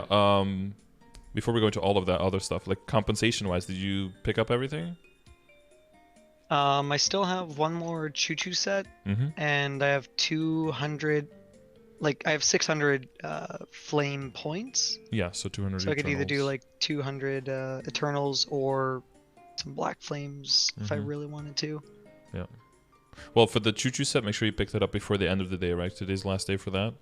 For the Yeah. flames, you still have until July 20th. So by that time you could be clearing hard lucid and hard will, and like after the anniversary, and be able to get a bunch of arcane stuff, right? Because they'll probably be the stuff that we were looking into is probably to not go too hard on the abso that you already have, and probably just try to do a straight swap into arcane from your current situation. I think. Yeah, that's what I've been trying to do this Yeah. whole time, where it's like I upgrade absolutely everything else Mm-hmm. that I can, like everything else 21 star, and Abso is like my last thing that like I would possibly want to star, Mm-hmm. because it's just I feel like it's not worth it in the long run kind of thing, because I'm gonna be swapping out to Arcane anyways. Mm-hmm. Yeah, But at the same exactly. time, I got really lucky with my flames, so it's Yeah, I see some really nice ones in there. 90 and 6 on the glove is pretty juicy. yeah, feels good. Yep. And the top and the bottom are really nice. 72 and 6 are like... Man, I was flaming on some of my characters rolled like 280, 84 and 6s, but like for the wrong stat. It just hurts so much. Yeah, I remember I watched your video where you got like insane chances on your equipment. Mm-hmm. It was Oh, yeah, I that can't one. remember Yeah. the title. Yeah, Yeah, that's we added nice. up all the total... Yeah, the value for the... Was it the earring was few thousand Like flames value. 6,000. Yeah. Good stuff. Yeah, so you're just planning, I guess, yeah, to see which ones are worth pushing to 20 to 21 and which ones you just want to keep at 17. Are you kind of looking at the next 5, 10, 15 to see how hard you want to go there and what you want to go on? Yeah. Um, I definitely want to do my tattoo, some rings, because in my damage gear, quote unquote, I'm Mm-hmm. still using a Blackgate and a Meso item drop ring. So my rings are slacking. Mm-hmm. Yeah, I think the main thing is accessories. And because we don't want to go super hard on the Abzo, that does mean that there's a bit more pressure on the accessories to perform now to carry you over to the switch into Arcane. Yeah. So that's definitely something that we want to look into. You had a picture with backups. Yeah, the backups there, that's actually my drop in Meso gear. Mm-hmm. Well, you have a lot of reinforced belts, but you do have a 21 belt. Is that because you eventually might want to push to 22? Is that why? Yeah, just kind of preparing for the worst. Mm-hmm. Yep. Basically what I do is I have, like, if it's like 20 star, for example, I make sure I have at least one superior backup. So then if my superior that's 20. If it booms when 21, Mm-hmm. transfer it into the other superior. Get a reinforced belt to 21. Transfer it over. Yep. Okay. Yeah. Yeah, and then okay. And Kana Treasure, you got unlucky and that one boomed somewhere. Yep. Nothing, 15 to 16. not much to do about that. Are you doing Princess Snow weekly for backups for that? No. I actually just found out a couple days ago that you can actually get more of them now. Yep. There's like the pre-quest is kind of redone, and you just have to do it one time as Ayame, and it doesn't give you the drop anymore. But then once you've unlocked it, then you can kill the boss weekly, and has a chance to drop all 3. So it could drop all 3 theoretically, but of course the ring is the only one we care about. But yeah, drop rate is very important there. But you do have a very decent meso and drop set, right? Yeah. So that Basically, will, when I'm farming, I'm 180 drop and 100 and whatever meso, like cap meso, 180 drop. yeah, it's very solid. That's all. So you switch like one equip when you're trying to do full drop to hit that 200 cap. Yeah. So I have to take off 20% meso. You swap So it. I'm then, yeah, because I have a lot of hybrid gear. Yeah, I saw. Yeah, so one line of one and one line of the other. It's very nice when you're trying to hit that top number, but a little bit confusing when you want to find your like perfect setup for drop and stuff.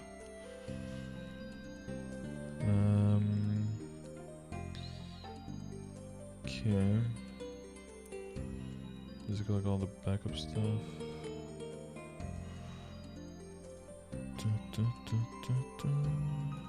Oh, this one. There we go. Okay. Yeah, so how are we going to do the accessories? So you use the Chaos Pink Beam Mark for damage, or what? No, I use. Well, there was one thing you said that was still had drop or meso that you used for damage, right? Yeah, that's my reinforced. Oh, the reinforced, right? I see it now. I see it now. Okay. Yeah. Right. Yeah, and that one keeps booming, but you still have the trace in your inventory. So were you like going for another one on the side, or? Yeah, because that one rolled, like double, where it's item and meso. Yeah. I decided to make a second one where it's got where that one's gonna be my damage. So I'm gonna have 1 damage, 1 meso drop. Yeah. I think it's the same thing with my what's it called? Meister ring. Because my Meister ring has again item meso, and then I have a trace in my inventory for a damage one. Yeah. And how are you for resources to making more Meisters? Not good. Not good. No. I've gotten like I think 12 Dominator pendants and 2 Primal Essences from Arcarian. Yikes. There is value and ease of access if your characters are strong enough to upscale Arcarian by doing Arc on multiple characters daily. That is something you can get into, especially if you have a decent amount of Legion coins. So one of the things you can do to get a little bit more value out of that, one thing I like to do is to do normal Arc, normal Mag, and then 4-door Root Abyss, just normal. That gets you, just you can do that with just like a 10-minute coupon. You run those those 6 bosses. That gives you a lot of shards for magnificent events. That gives you some extra cubes and flames that you can use to, actually upgrade the character itself or maybe some other characters. Shards, of course, for Magnus. It gives you future coins as well from Magnus so that you can spend it on the level 150 gloves if you want to later, if you want to go into Abzo for that. And it gives you the coins in Root Abyss for the 150 shoes as well, right? So you can like mass produce for Abzo there. And it gives you extra chance, maybe a Dominator for the character itself, which would be nice. But then the extra chance for the primals, and there's a chance for confusion fragments. There's a chance for wealth and experience straight up potions, and there's a chance for the recipes if you do need them for backup. So I think it hits like a lot of things. And if your character is already 210, I think with a little bit of funding, a little bit of boost nodes, you can get there pretty quickly, I think. But yeah, since you're so gated on that. Just adding more characters that can do the boss should be able to have a decent impact in the amount of primals you can get into, other than just always harvesting all of the flowers and the big flowers and the big veins you see, of course. But yeah, upscaling normal arc would be, if you have the time for that, would be something valuable to consider. Yeah, actually, I like that because like I thought about doing that kind of stuff for just straight up meso. Like, you know, having secondary bossing characters and stuff. Yeah. But I don't know, I'm just like lazy with that stuff. But I think the arc one, because I know that it's going to be progressing my main a lot faster. Yeah, you just need more clears. You know, it's just a power in numbers kind of thing for arc. Yeah. Drop rate is definitely very important, of course, but like, yeah, if you throw 3 extra characters at it, it's kind of like the same as, you know, as doubling all of your drop rate kind of deal. Yeah, and some characters also, if you're specifically looking for arc clears, there's definitely some characters which have kits that, you know, lend themselves better to be able to counter arc, right? So definitely also keep that into consideration. Something like, oh, you can bind at the beginning, do a bunch of damage, and then he does a full map clear. Maybe you can do an iframe, maybe a long iframe like arc or something, where he just does his full map crack like 3 times or something. You can just immune 3 of those, and then if he comes out, you still have creeping terror to immune if he throws another one at you, you know. But then with, you know, I think your arc even at 210 probably has more than enough damage to just blow through the whole thing, right? And probably not, honestly. Like the Starving Beast is a lot of damage. You can throw up like a Starving Beast in the beginning, do a little bit of damage, immune the first screen crack, then put up your bind, do a lot more damage with Infinity Spell plus your Hyper, and then if he gets out of the bind and tries to do another screen crack, then you go into Abyssal Recall, you immune the other. Yeah, I can already see it. It's going to be beautiful. It's going to be glorious. I guess I'll try to throw a little bit into my arc, because it's okay. But it's very burst heavy, so yeah, you have to kind of figure out the rotations and how to use the skills properly, but it has a very, very strong 5th shop kit for sure. Yeah. Okay. But yeah, you have to kind of enjoy it, of course. I'm a little bit arc biased. You might hear I see a lot of potential there, but I do. I didn't like the character much in the beginning. I thought it was a little bit too much and everything. But yeah, it's definitely grown on me over the years at this point. Yeah, I could never get into arc. Like, I feel like I don't know how people play it with like, I feel like if you're not in your Spectre state, you're useless. Obviously, that's probably not the case, but like, I just couldn't get the hang of it. You have a bunch of skills. Really hard. Yeah, you have a bunch of skills that can empower you. Basically, what you do is you leave all the empowering skills to when you're in the Flora form, so that the Flora form basically with the empowerment becomes about the same as the Spectre state without any of the empowerment. The main difference still stays when you're bossing, because then you use all of your empowering state together with the Spectre to optimize your burst, and then outside of burst, then you're kind of like paperweighty, because you're because you threw everything into the burst. But that's kind of normal. That's what everyone kind of does, right? Everyone throws everything they have into the burst. Some classes do keep a lot of DPM. Arc just, you know, isn't one that keeps great DPM. But for mobbing, because you can time that empowerment whenever you want it, you can make sure that even when you're mobbing on Flora, that your kill speed is still really, really good, and you don't really notice a huge difference. But yeah, you need Infinity Spell to be high leveled. Once you hit Infinity Spell all the way at level 30, it creates even more extra balls. Like the bonus level, bonus 5 levels from the grid actually makes it even more powerful. And then that really adds a lot of, you know, burst potential during the Spectre form, and a lot of kill potential during the Flora form if you use it during mobbing.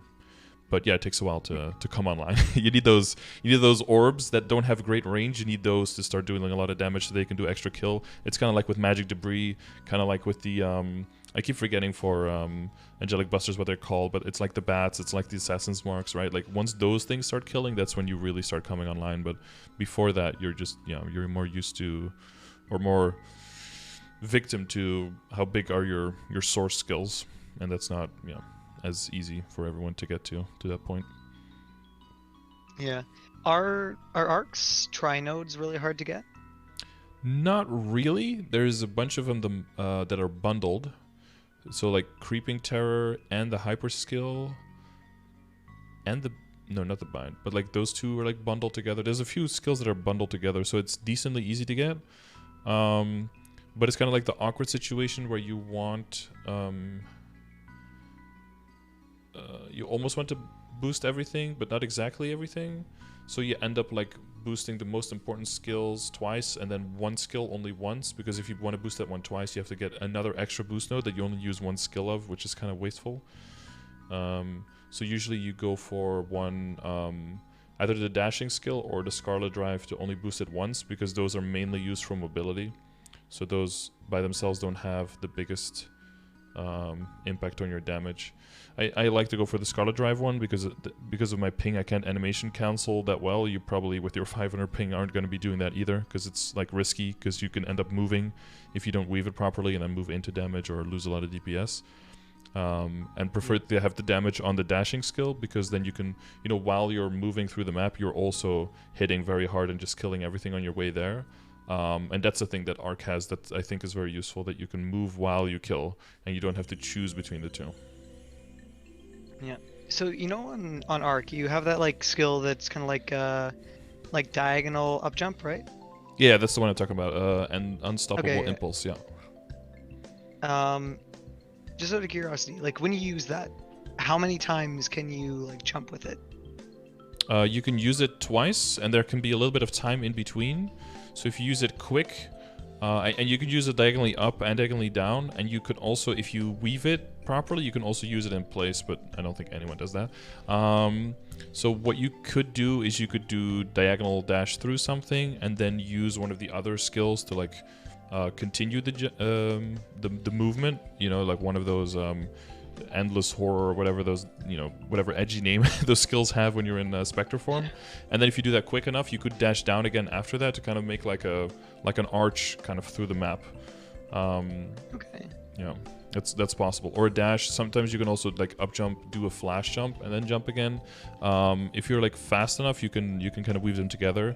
And there is one hyper skill that makes it so that in Spectre form you can do 3. But only in Spectre form, and you have to get the hyper skill for that. For some maps that could be beneficial, that you can dash an extra. You can basically make like a W shape through the map and kill everything on your way there. Yeah, I've played around with that a little bit, but it's more specific to certain maps where that's useful. Yeah.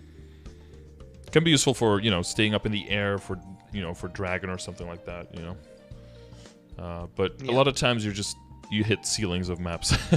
Like if there's a few boss fights that have no ceilings or very high ceilings, and it's really, really cool. Like for Lotus, you can actually go over the debris and just come out completely on the other side of the map. But for like Damien, you do like one dash up and you're already hitting the top of the map, and that actually like stuns you a little bit in place and can get you hit by other stuff. So yeah, it's a kind of a hit or miss depending on the map's dimensions. Alright, I'll try to do a little bit more arc stuff then, because like I definitely I want it to be strong enough, because I know, like from what you're saying, it would be an easy boss to quote unquote easy class to kill Arcarium. Yeah, you got those 2 iframes, so that's, yeah, because of the full map screens, it's a very very valuable thing for sure. Yeah, it's nice that the iframe does a lot of damage. Yep, that's also very true. Yeah, and the third job iframe has a flexible length as well, so you can use it as long as you want to. Makes you don't lose too much DPS. Yeah, you just basically press and hold it, and then you're like underground for up to 5 seconds. But if you want to do it shorter, you can do that as well. That's pretty cool. Yeah, ring plan. So that's one, right, for Arc to get those to get more Meisters in. The other one is, of course, keep doing Galax and get more coins. The other one is doing Princess No and getting Meister backups. And I think however far you go with either of these would just depend on how many backups you can get by that point. Yeah, you want to get the Black Gate, you want to get the Reinforced replaced for sure. And for Superior, you've...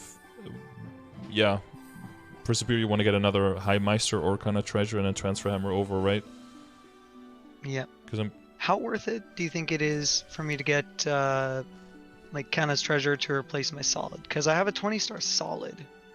yeah, that's way further down the line. I would look for like a 20 or 21 Meister, 20 or 21 Kana treasure first to replace like the the Black Gate and the reinforced, and then if you can get another high star Meister, transfer into the Superior, and then look for an actual reinforced to replace the solid with. So that's only if you're going for 21 or higher.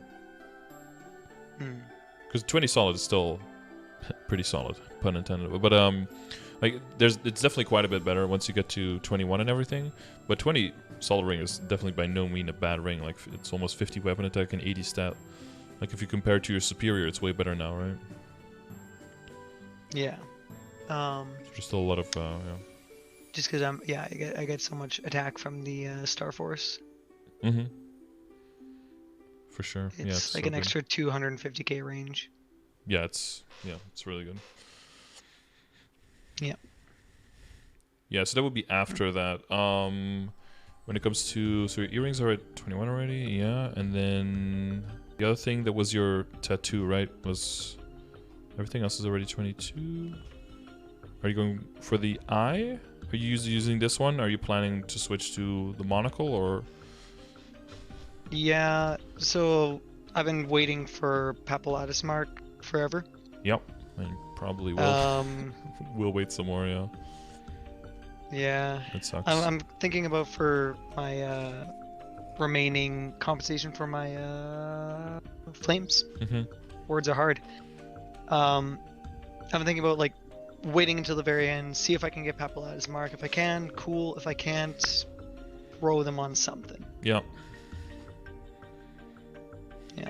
Yeah, that seems like a good idea.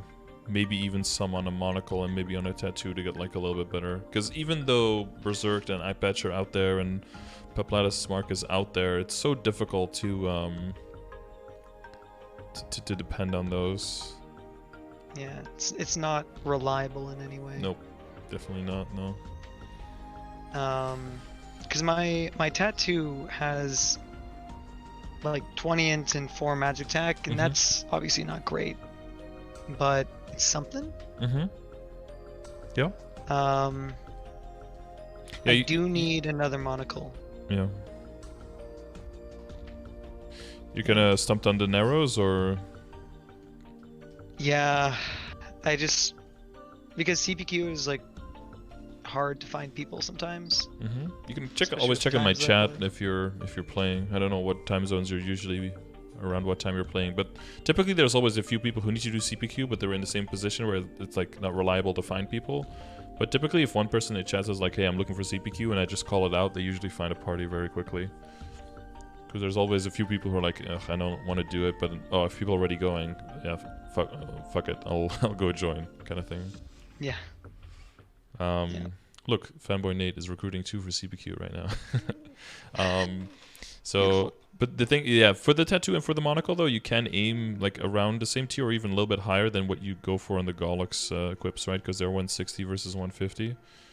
But yeah, they can eat up a lot of flames and not give you really anything useful. And if your options are between like gaining 5 stat or something on a Sweetwater item versus if you get a Papulatus Mark, having a reasonable chance of getting the Papulatus Mark to like a 110 plus or 115 plus even flame, then that is way more valuable, of course, to wait on that. So until you have a definitive answer on that, whether that's in the cards for you or not, yeah, I would probably hold on to those last flames. Yeah. If I don't get it though, do you think that probably second monocle, a little bit on tattoo, anything else? It's like if I get lucky. Flame wise, yeah.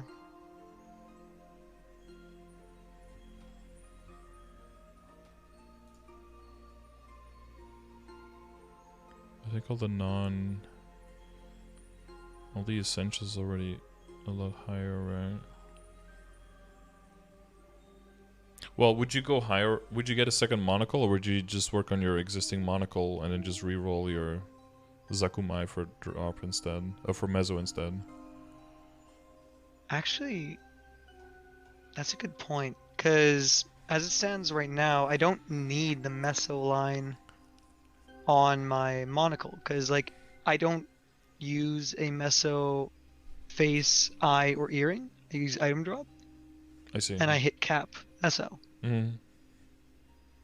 So I could just work on my existing monocle and literally just like start using this for damage, because that would be way better than what I'm currently using. Yeah, and then roll 'Cause the eye for. Oh no, wait, you have the eye. Well, you have a drop chaos big B mark. Yeah. Mm-hmm. Yeah, and also for my damage, I'm using Zakamai. Yeah. So that's... Yeah, so the monocle's kind of freed up right now. Huh. There we go. Okay, I'll do that. Some clarity in the puzzle. And the other thing, yeah. I mean, it's of course it comes down to like how many backups you have and everything, but I think it's pretty safe to aim for like 20 or 21 on monocle and tattoo without really feeling that you're missing out on huge potential because pap mark and everything. I think the other things to flame, Cup.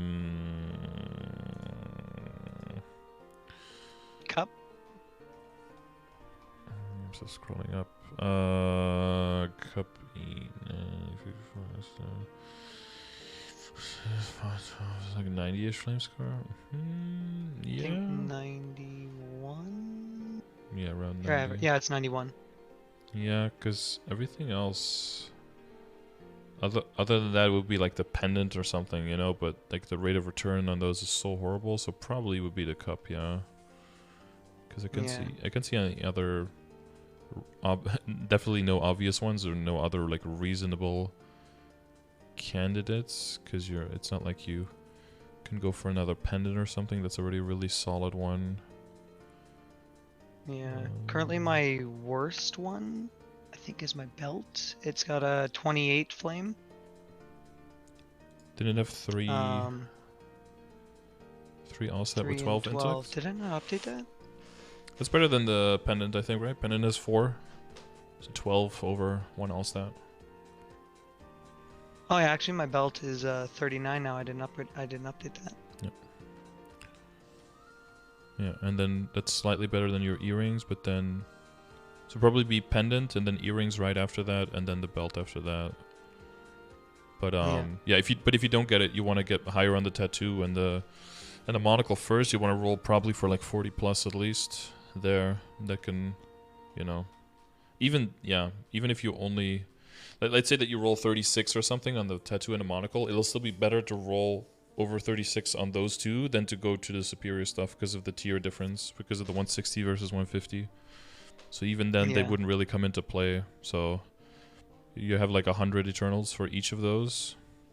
That's very, very reasonable that you eat all of those up to try to get something remotely good. But yeah, if you get very lucky, then you probably go into the cup, yeah. Well, probably on a second cup, right, to see until you can make a better one.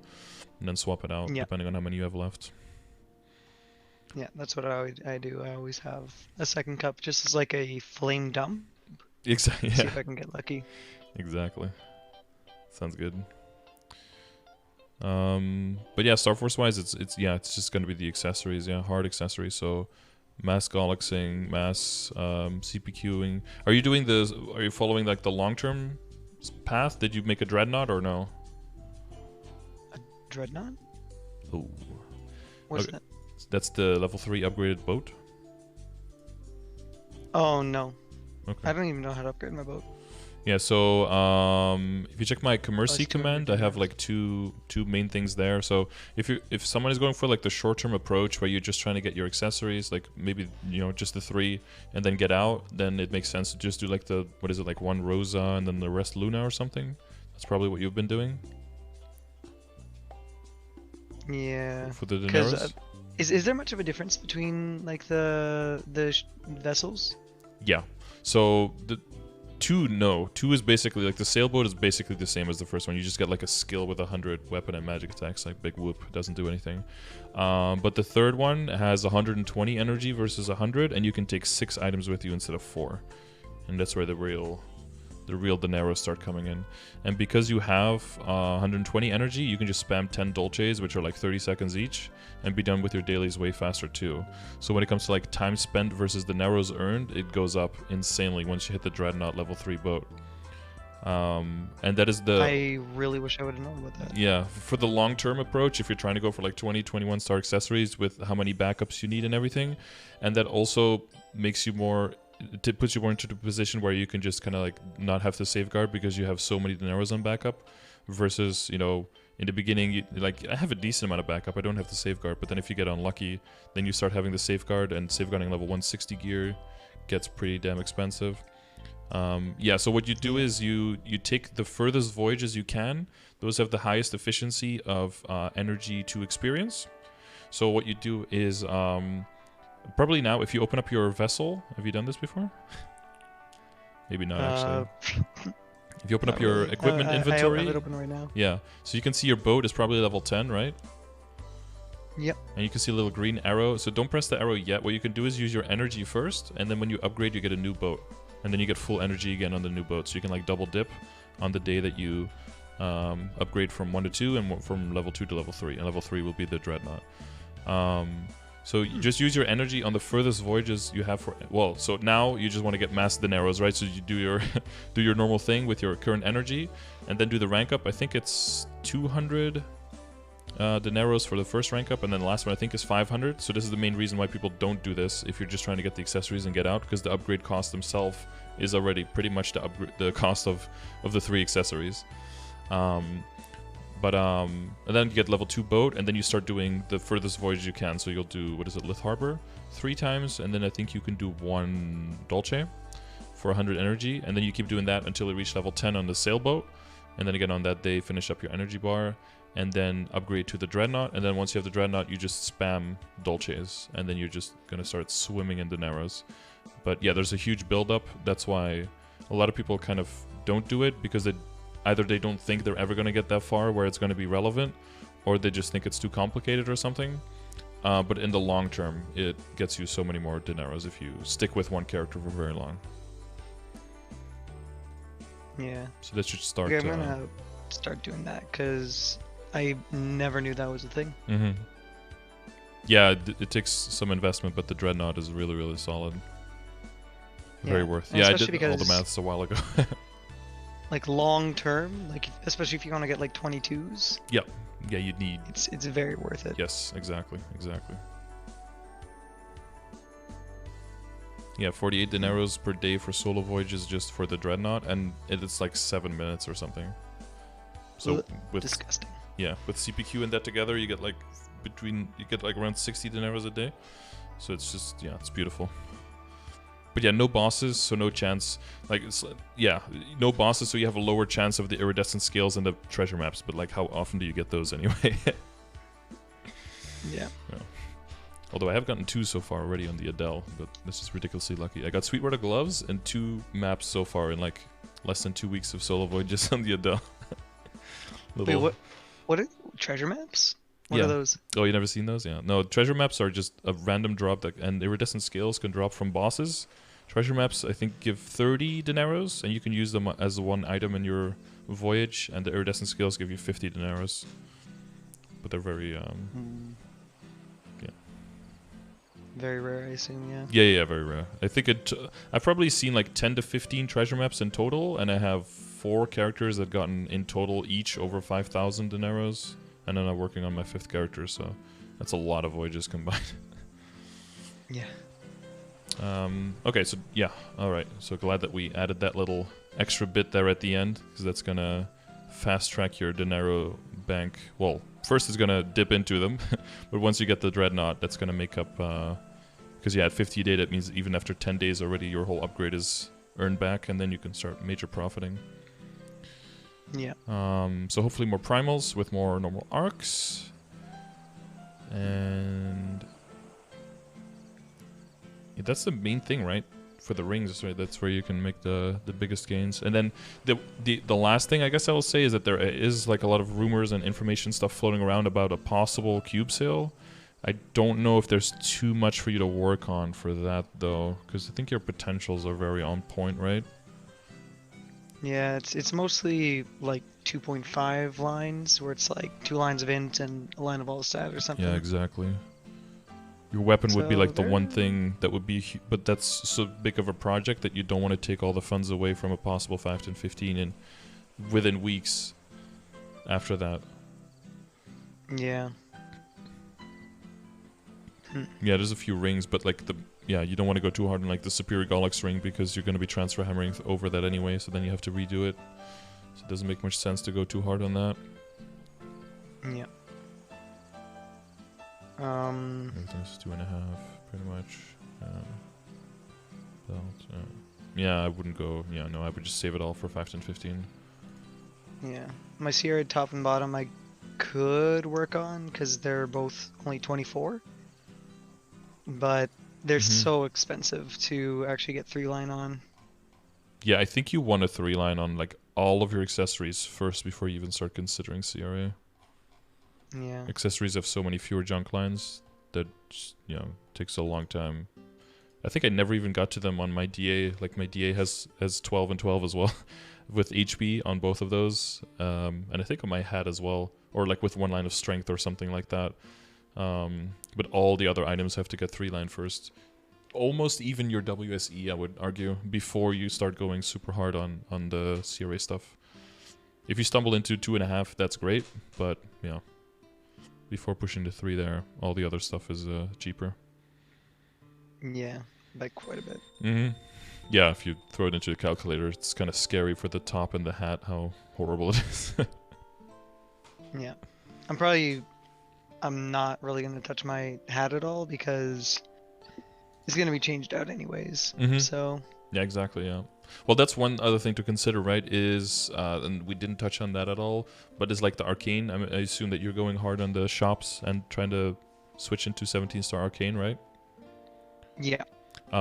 That's another thing to consider with the flame compensation, right? If you're going to get any of those drops or buy any of those before the compensation is over, you might want to throw some flames at that as well.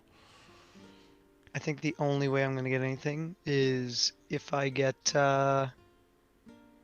like a drop from a hard boss. How many droplets do you have now? Lucid droplets or... Well, either one. Yeah, I don't know.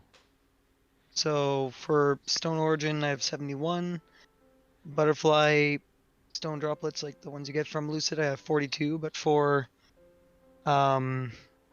Arcane River droplets, 0. I spent them all to get my Arcane weapon.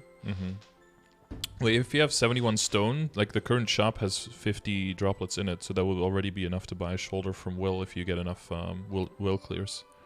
But you might not have the weeks to... until July 20th. And you need, what is it, 12 coins? I think That could be dual, like, if you start clearing enough and you can get into hard, do normal for a while and get into hard, and you get those clears in, if you figure it all out, there could be enough to well, the shoulder can be flamed though, so that's a bad example actually. Never mind. Either way though. Good brain there, yeah.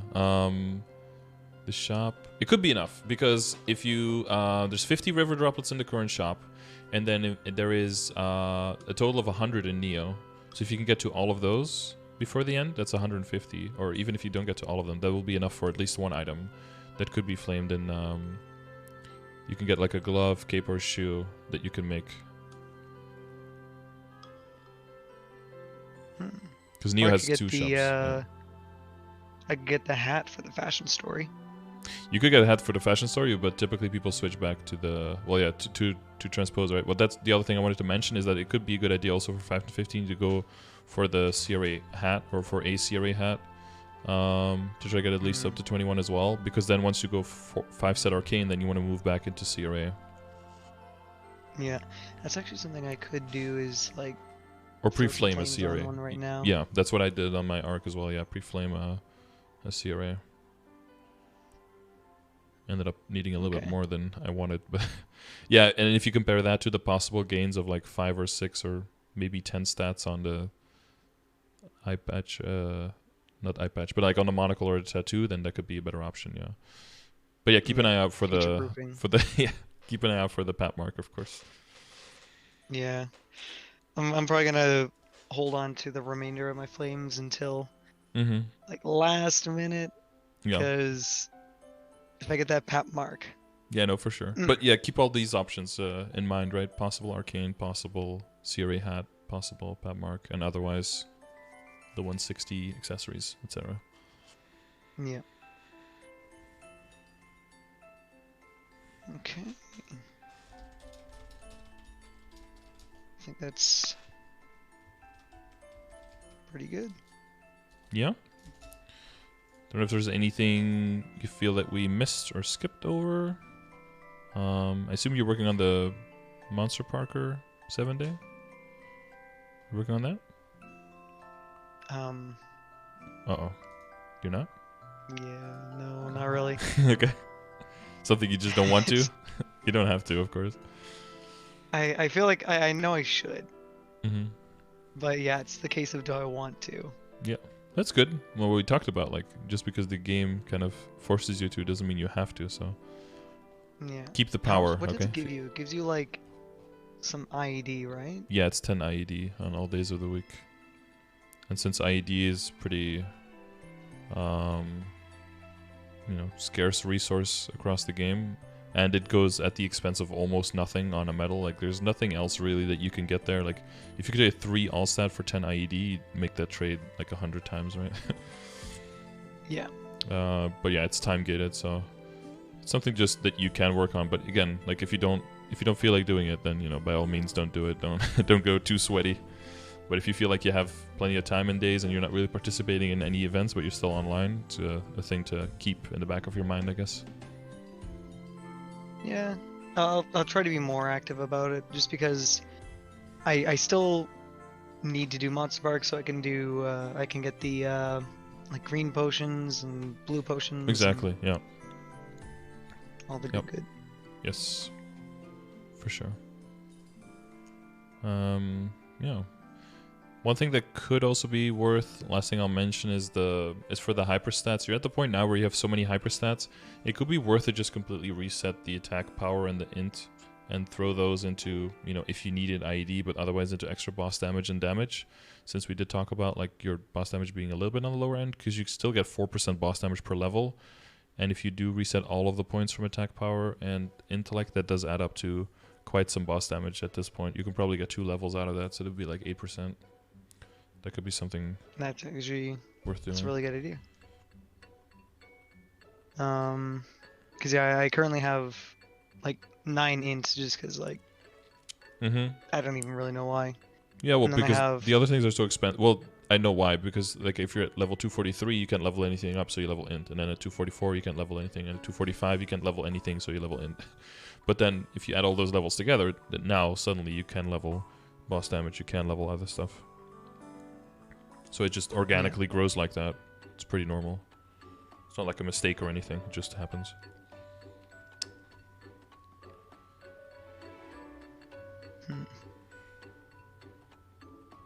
Okay. I'll maybe try to do some like damage testing to see, or I guess calculators to see like how I could optimize that more. Sure. Yeah, the other thing is, I think you might have, I guess the last thing, if you have the Tobin Hair Warrior and stuff going on right now, make sure you keep in mind, right, that when the crit goes, that you have the backup for that. I assume that you used the Phantom Link before, or something? Yeah. I was using Phantom Link, but then I got the inner ability, so I ditched Phantom Link. Oh, I see, yeah. Yeah, and I actually don't even have Tobin Hair Warrior thing. Oh, okay, that's good. Yeah. Alright. Okay. If anything does come up later that you did want to ask, but forgot for some reason, or you feel like we skipped over it, just hit me up on Discord, and I'll upload it on YouTube so you can watch it back on your own time. You can see in real time what I was talking about in the will run. Yeah, or if you rewatch it and there's a question that pops up or if I interrupted you for some reason and something that you wanted to say didn't come through, just ask me in the chat or hit me up on Discord, and I'll make sure to get back to you. I guess one more thing sorry. Yeah. One more thing I wanted to Sure kind thing. of ask about. Inventory management. Yeah. Like, I've just been holding on to my CRA hats and onto like all these reinforced pieces. Should I just like throw them away? Or disenchant them or whatever? Break them down? Well, you have so many already right now. You have an extra solid ring, right? Yeah. Question there is like, was the plan to maybe Star Force that into like reinforced or Kana and then use that to limit the chance of booming those? I was actually gonna 20-star my solid ring, and then I preemptively bought an extra solid ring because I was like, there's no way it's not gonna boom. Mm-hmm. And then it didn't, of course, because you had one, yeah. Yeah. And those other earrings are all, yeah, those are all just like spare. Yeah, I kind of see Yeah, your I think point. I have one pair of superior in here. Yeah, I have one superior belt and one. The one thing I can say, that you can probably get rid of is, I mean, it's kind of meme. It depends on how much of a hoarder you are, but I think you can completely just like the Kerbrooks ring. You could probably drop that. Some of the medals, I think you can drop because even if you want to get them back, you can just request them again. I'm pretty sure the ones for Lucid, I believe, but it's kind of up to you, of course, which items you want to keep. You have extra CRA hats. I mean, I guess those are just gonna get cleaned out. Like the CRA, like the 150 hats. When it comes to the lucky hats, man, yeah, I would just keep one. Just I have some characters where I just keep them, but those are characters that don't also have all the other shit that you have. Yeah, I get what you mean though. You want to keep like some are like nostalgia, some are special event items, some are what if, and then some are backups, and then suddenly you only have room for like 8 items. I run into kind of the same thing. Yeah. You probably have more So reinforced. my Dominators. Yeah, Dominators you kind of never can get really too many of, because if you're going for Source of Suffering or something later, then you want to be able to get to like a 22 Dominator. So you will need some booms there. You do have 2 extra secondaries that are legendary. I don't know if you need both of those. I don't think I need either of them because in no feasible way is it worth it to actually use them, because You have 3 they line. can't be Star Force. My shield right now is able to be Star Force, so why would I not use it? Yeah. And it's 3-line magic attack, so. Yeah. Well, yeah, Yeah, if something, maybe keep one in case something changes that you need some boss damage or something. The traces are going to be used once you make new stuff. I think you could probably get rid of the lucky hats, because you have like 1, 2, 3, 4, 5, 6, 7, 8 of those. I would just probably keep one just in case something happens. Because the thing you have to take into account, it's very, very low chance that something happens in GMS where it's suddenly like, oh, if you didn't have this the whole time, then you're like uber fucked.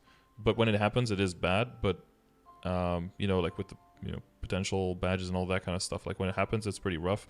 But most of the times, the stuff that happens just gets announced in KMS first, and then we have 6 months to like start saving up for stuff. Yeah. And you probably have too many belts. You can probably get rid of some of those. Like, if you have like 8 backups or something, that's probably like a max that I would do. For the Dominators, I'd go over, but like for the reinforced earrings and for reinforced belts, I'd probably keep like 8 or something and then get rid of the rest. Yeah. That should get like 2, 4, 6, 8, 10, 12, 10, 12. That should get you like 14 or 15 extra spots. But yeah, I do verge on the side of hoarding a little bit more as well. So, but yeah, I think you can make some room there for those. Okay. Because as it stands right now, I have 17 slots for yeah, it's not great. Other stuff. It's like doing bosses and stuff. You kill normal and hard Magnus and it's full. You kill Czak and it's full. You kill Ramaru and it's full. Yeah, and then you have a half-hour coupon going for drop rate, and it's like ticking as you're like, oh, what do I keep? What do I drop? Yep. That's I'm me always every like week. Yeah. sacrificing the lowest level stuff. Mm-hmm. Yeah, Yeah. exactly. Yeah. Yeah, I think that can get you a decent amount of extra space. At least double it. Yeah, that'd be nice. You do have 2 Because like legendary Silver Blossom rings and another unique one. I don't know if that third one does much for you. You have quite a lot of rings. honestly, the two of them, like one of them is double meso, the other one, I think it was a meme, Okay. and then the third one was also a meme. Yeah, so even a meme of among the memes. Yeah. Yeah. It's one of those like, let's imagine that you have to move and you can't bring everything with you. Like some things just have to go, kind of deal. Yeah. Still hurts though. It's weird that the androids don't go into your cache or into your decoration thing. I think that would make more sense. Yeah. Because they don't bring any stats to the table. They're just like decorative. Yeah. I was also before, I think I had like 25 androids. Well, you already got rid of some of those. Yeah, because they were just doing nothing. I was only using one android. Mm-hmm. So I've been getting better at like item management, but it's not great right now, obviously, because trying to future-proof is weird. Yeah, and when you're training, like 5 minutes into the training already, you can't loot the equips anymore. Yep. But yeah, that's what I'd do. So get rid of some reinforced earrings, reinforced belts, and the lucky hats. That should already get you a bunch. And maybe one of those silver blossom, like the unique silver blossom ring, and maybe one of the secondaries. That should give you some extra space. Yeah. And there's one pencilier head in there in the middle. I don't know if that one got absorbed. Pencilier head? Yeah, in the bottom middle. Next to the Absolab overall. Oh yeah, He snuck because us. it dropped as unique potential, and I was like, oh, that's pretty cool. I do have a rule that if something drops as unique, you always have to reveal it. But like 99 times at 10 out of 100, it's garbage. So then you just extract it afterwards anyway. But it is I'm just cool. keeping it as non-revealed because it's like these are precious memories. Yeah, for sure. I think I got a whole set of Pencilier unique on my DA without using like special potions or something, and I think I still hold on to those as well. That's why my DA inventory is also horrible. Yeah, you have a bunch of cosmetic items, of course, that yeah, those got kind of like those in the top left. Those are kind of stuck there, but I mean that's your thing. So I'm not gonna touch that. Okay. Yeah. Your symbols are looking healthy. That's definitely on the right track. Yeah, pay to win with that. Mm-hmm. You have a bunch of stuff anviled, but then your character is completely annexed out, isn't it? Yeah. It's mainly so that like if people like double click on me, Yeah. I look ridiculous. Yeah, kind of do, honestly, Like, with this snowshoes. Warrior and top, Misspell gloves. yeah, people are like, what is Thief going shield. on here? Yeah. People have no idea. Yeah. New players clicking you are like, am I supposed to go for this? Yeah. Actually, I anviled my my Abso wand for the Utgard wand. I'm not sure if that's how you pronounce it, but like Yeah, this one. just because I saw it here, I think. it's believable enough where it's like he could actually be using this. Uh-huh. So I like doing that stuff. If you get a wand, you It's make fun. it into the poison mushroom. Yeah, actually, I have the poison mushroom right now. I've been thinking about. Oh no, that's staff. I'm gonna use the street light for my Oh yeah, streetlights stuff. Yeah, arcane. Yeah, nice. Masterclass troll. Yeah, you gotta find some things. Oxygen tank cape. You gotta find some things to amuse yourself with, you know. Maybe the Zakum wand. just the stick. Or like the Zakum Posniak one, you know, the level 110 Oh one. yeah. Because the stick, it's like obviously that's anviled. Yeah. That's too obvious. Yeah. Now, and you're still wondering why you couldn't get into parties? Is that people double click you and they're like, yeah, no way you have 2.5 Yeah. trill. You have a good VA? Yeah. I Are you think sure it's so, not 250 bill or like 25 bill? huh? Newspaper hat for the Abzo hat?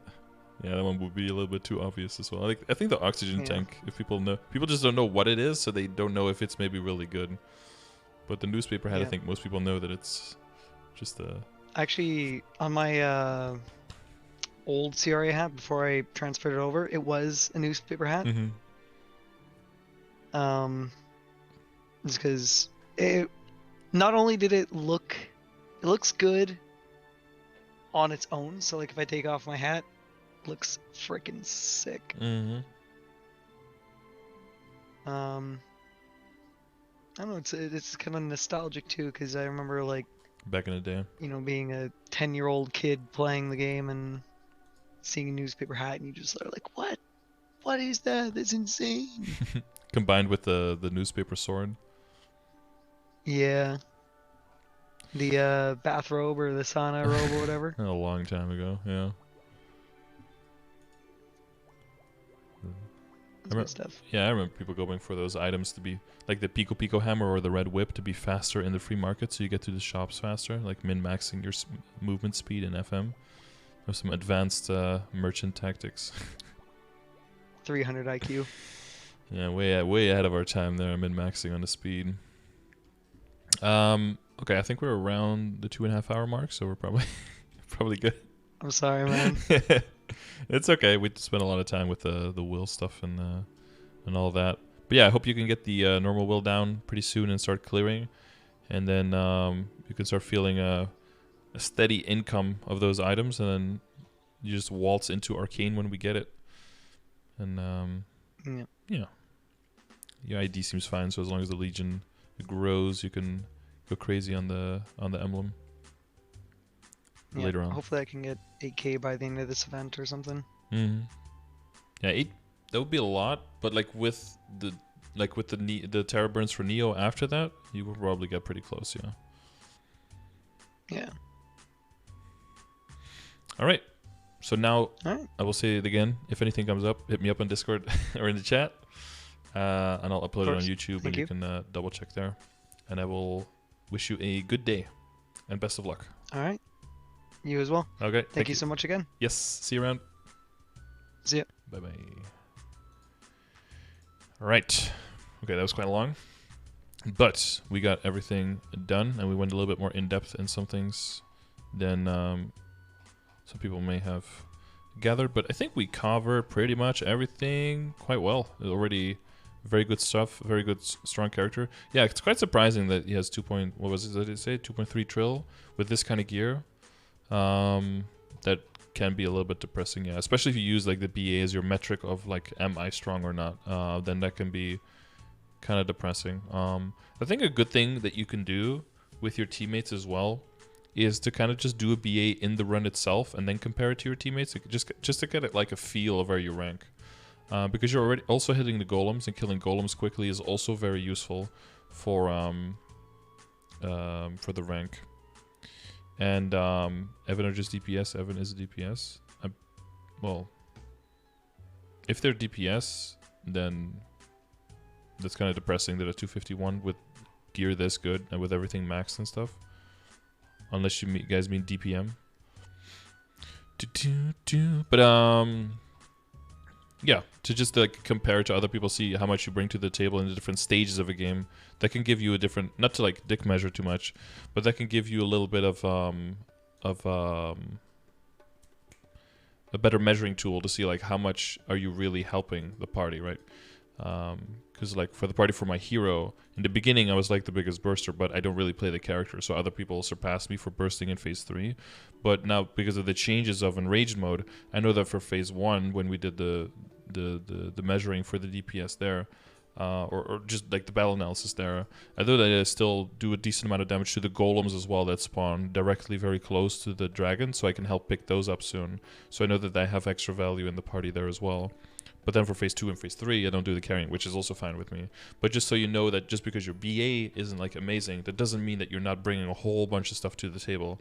Not to even mention the amount of, you know, if you're supporting, you could be bringing a whole lot of stuff to the party that isn't really actively represented in your battle analysis at all, of course. So, you know, that can help you with getting some positive feedback to like, I'm not getting carried because, you know, as this guy specifically mentioned, like they don't want to have the feeling that they're being carried and that they're carrying their own weight. And that can be harder to, you know, it's like when you're a football player and you're not making all the goals, but you're, you know, like the keeper or the defender. Sometimes you need to get some feedback from the players to be like, yo, you saved our ass today, or, you know, we would have gotten like 3 or 4 counter goals if you weren't there, versus like, oh, you didn't score any, therefore, you know. It's always when you're more like supportive or more, you know, if you're like a top laner or support in league or something like that, you know, sometimes you just have to know that you're adding value rather than going by your KDA, right? All right, I will see you guys in the next one. Hopefully this video was informational, informative, all of that stuff, educational for all of you. Hopefully everyone learned at least one thing from this video. And if you want a session like these for yourself, or you have information to share with me, that is either a battle analysis, a monsters kill per hour, or a training video in Tenebris or higher, make sure you check the description of the video and send that information to me, or check out the information on how to get that session for yourself. And I'll see you guys on the next one.